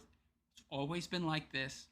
Men, but they also love masculinity. They'll tell you men are toxic, but then they'll turn around and praise women for acting like the worst types of men. If you're loud and aggressive and like selfish, if you sleep around and you're emotionally detached from people, that's bad if you are a man. But by the way, men have never been like that, generally speaking. So that's just a gross caricature that your early suffragettes created to vilify men. It's all lies. if you're a woman, like that's empowering. That's like slay queen. If those traits are really bad in men, why are we encouraging women to adopt them? Only the worst kind of men would act like that. And by the way, you know, yeah, that's I've said this many times. If women so hate masculinity, which they do, by and large, Western women, then why are they striving to act more like them? Right? Because they want to eliminate competition. They want to make men weak and servile so that they can take their place. That's all. And on the flip side, what happens to women who are more feminine? The ones who are more nurturing and soft and devoted to their children and their family, like the way women have been since the dawn of time. Those women will find a good man. They'll find a good man and they'll be happy, unlike broads like you who are so confused. Women, they're weak. They are brainwashed. They are oppressed. They are just victims of the patriarchy. Why? Because they don't act like men. Being harsh and reckless and self-centered is bad unless a woman does it. And being gentle and loving and family-oriented is good only when a man does it. But when a woman does it, it's bad. That's not... Well, the whole attempt is to flip the script, you see, and make both sexes ineffective at being what they actually are. Turn men into weak representations of women and turn women into weak representations of men. Make them unable to be able to function effectively as what they are in the real world, in line with their natures. Not empowerment. That's not leading women to be happier. Real empowerment would be valuing women for what we naturally bring to the table. Well, none of that stuff leads to happiness, so that's a false premise to begin with. Not telling us that the only way to be respected and empowered is to mimic the very traits we claim to hate in men. It just starts. Well, first of all, respect is earned, not given. So, you know, cheap virtue. You don't deserve respect from the get-go. Starting to feel less like feminism and less like about femininity and about women and more just like a rebrand of masculinity. Well, feminism has never been about empowering women. It's about disempowering women and disempowering men. That's all it's been about, so they're easier to rule. This is where the scam becomes obvious. Modern feminism told women that it's not modern feminism, it's feminism, period. Acting like the worst version of men would make them powerful. Yep. Sleep around, detach emotionally, be selfish, be loud, be... Yeah, by the way, the vast majority of men throughout history have not been this way. Men, by and large, have and prefer finding a good woman, marrying her, having kids with her. Just a small quintile, this small percentage of men that would sleep around and sow their wild oats and never settle down. These kind of dudes have always existed, but they're somehow propped up and made representative of all men. It's a compositional fallacy. It's not true. It's never been true. Reckless, then call it empowerment. But if those traits are destructive in men, why would they become healthy just because a woman copies them? And by the way, they're destructive traits in people in general. And that's why they are discouraged and have been discouraged throughout history. Hookup culture did not liberate women. Yeah, by the way, this idea of liberation being a good thing, it's a bad thing. You have to practice moderation. You have to practice temperance. You have to practice self-control. Liberation is in no way liberating. You only end up becoming a slave to your wants, your desires, your appetites. How is that freedom? It gave certain men easier access, while women were told that being used was actually freedom. That is the false illusion. A woman giving more men access to her body does not automatically make her powerful. For More men, but only of a certain percentile. The top 5%, the top 10%. These are the guys that have been represented by Ephesus to be all men. Oh, they're just the ones that have those options and have availed themselves of them. And even most of those men eventually end up finding a waifu, settling down, having kids, and they want to do that with a feminine woman, not one that's trying to be a man. many, it creates regret, trauma, distrust, and emotional damage.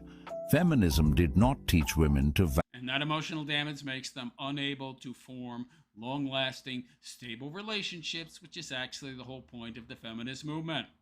value femininity. You want to rule people, you want to control them, destroy the family. The family has traditionally, by and large, in the Western world, been the foundation of the country, of the nation. I'll flip that script. Turn everybody into atomized, divided individuals who can't get together, can't bond, can't have children, who really can't have children. We're not having kids. They're just all concerned about materialism, seeking wealth, and more stuff. So they have no investment in the future. So, they're very easy to control through that stuff, through their appetites, through their emotions. It taught many to imitate the very masculinity they claimed to hate. By the way, what he's saying is the masculinity they hate. That's just the way that a very small percentage of men tend to act. Because they can and because they choose to. The vast majority of men never acted that way, didn't embrace that kind of lifestyle at all. But you tell you something. Women shouldn't do it either. But anyway, there you go. Hope you enjoyed. If you like, please subscribe. Give me a thumbs up. Hit that notification bell. Also, don't forget to leave a comment. I hear it's good for the algorithm. If you'd like to support my continued content creation, Super Chat would be great. Any support is greatly appreciated. You can also hit the join button. Join my YouTube channel as a monthly supporting member. Or you can sign up for my Patreon, the link to which is in the description, as are all of my social media links. And on that note, I'm out of here, folks. I am the Realist, and I wish you all a good and pleasant day. Take care. Yeah. These chicks, these broads are all so confused. It's just nothing but constant confusion, not only among men, but women as well. That's the whole point. To confuse people. To make them unable to get together in any meaningful way. Meaning is anathema to controlling people. If they have purpose, if they have meaning that is grounded in anything that is important, then they will fight to protect it. But if they have nothing but stuff, well, you can control them through that stuff. But if they have an investment in the future, through children, through an intact, pair-bonded nuclear family, you cannot co-opt and control people like that so easily. Anyway,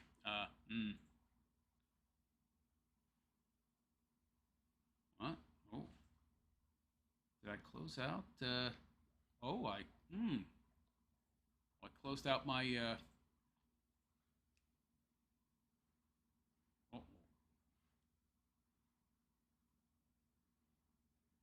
did I,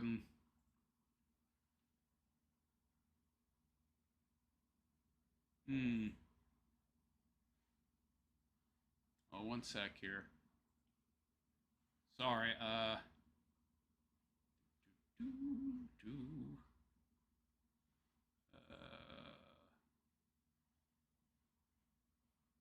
sorry, the dead air. The perfect domain. Jer now. Probably still no comments. Yeah, YouTube, you're really killing me, man. Who is this guy? Oh, we got a troll. Bye-bye, buddy.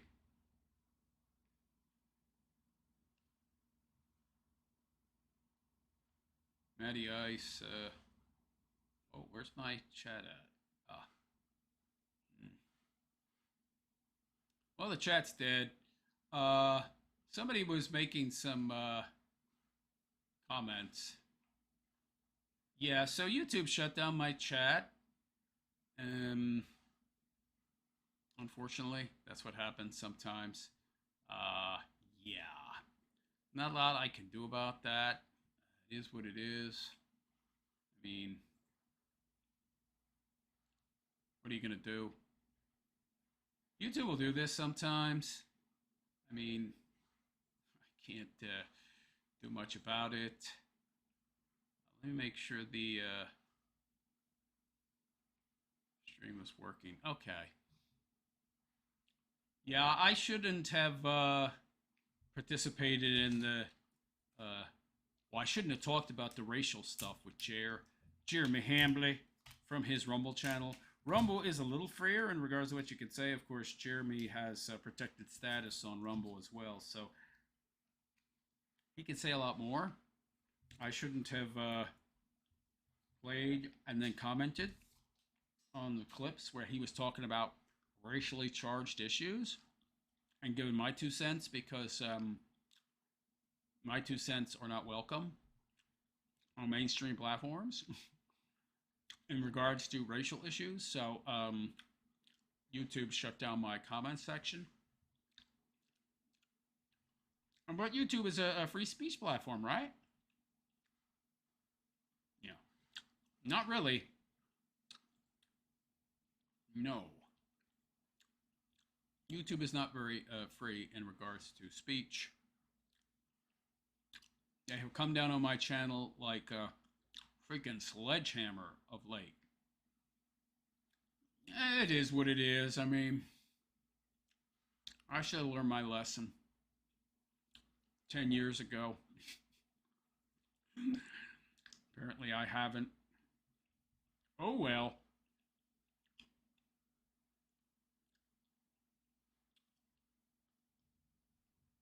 Matty Ice, they should let people make jokes. They block any form of joke.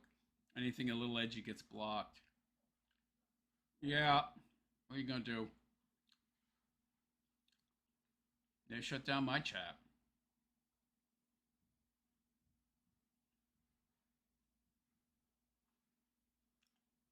Everybody disappeared. Nobody left. Anybody out there? Anybody? Bueller. Bueller. Bueller here. Bueller. Nobody's here. Got it. Don't talk about race. That's not allowed. What else isn't allowed, huh?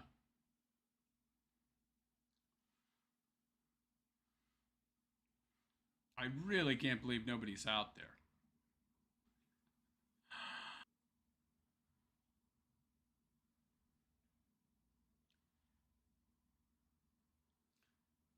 Did everybody just leave because I was talking about racial stuff, or what happened?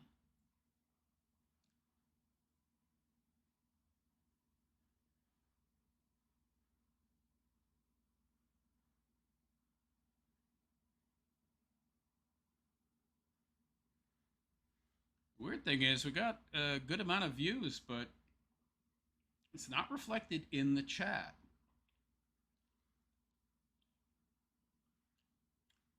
I'm still waiting for comments, but I'm not seeing any. SS Stub, just listening. Oh. I'm just checking to see if anybody's out there, because the chat is far too dead.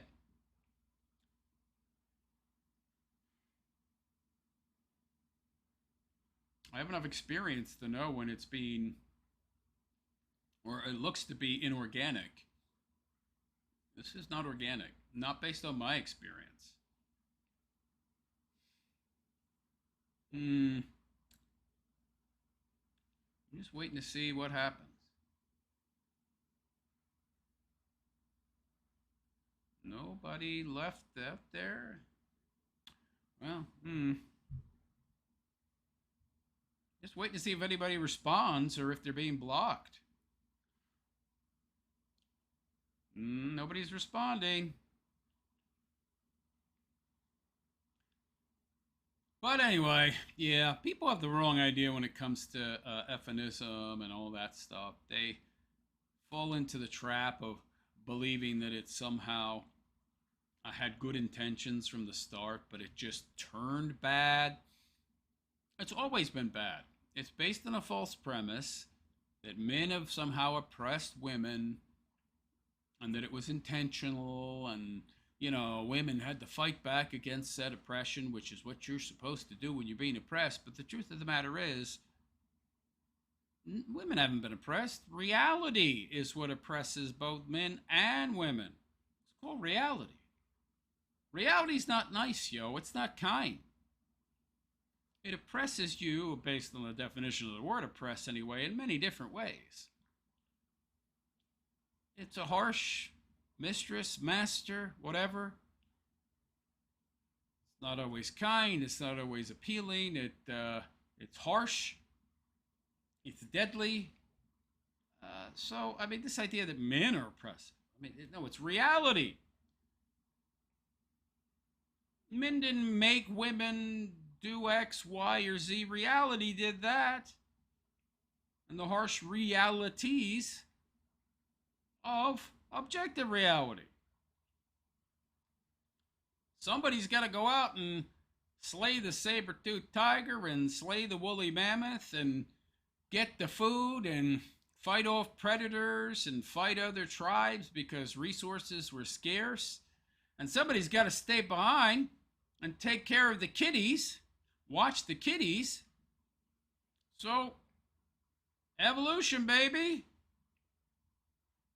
It streamlined women to do X, men to do Y, and they just became more specialized at X and Y as evolution fine-tuned them to their tasks to maximize the possibility, the potential of surviving this very harsh world. It's got nothing to do with men trying to oppress women or women trying to oppress men and vice versa. It's just, it is. This idea that men had a plot, they plotted and they schemed to put women into these positions. It's necessity.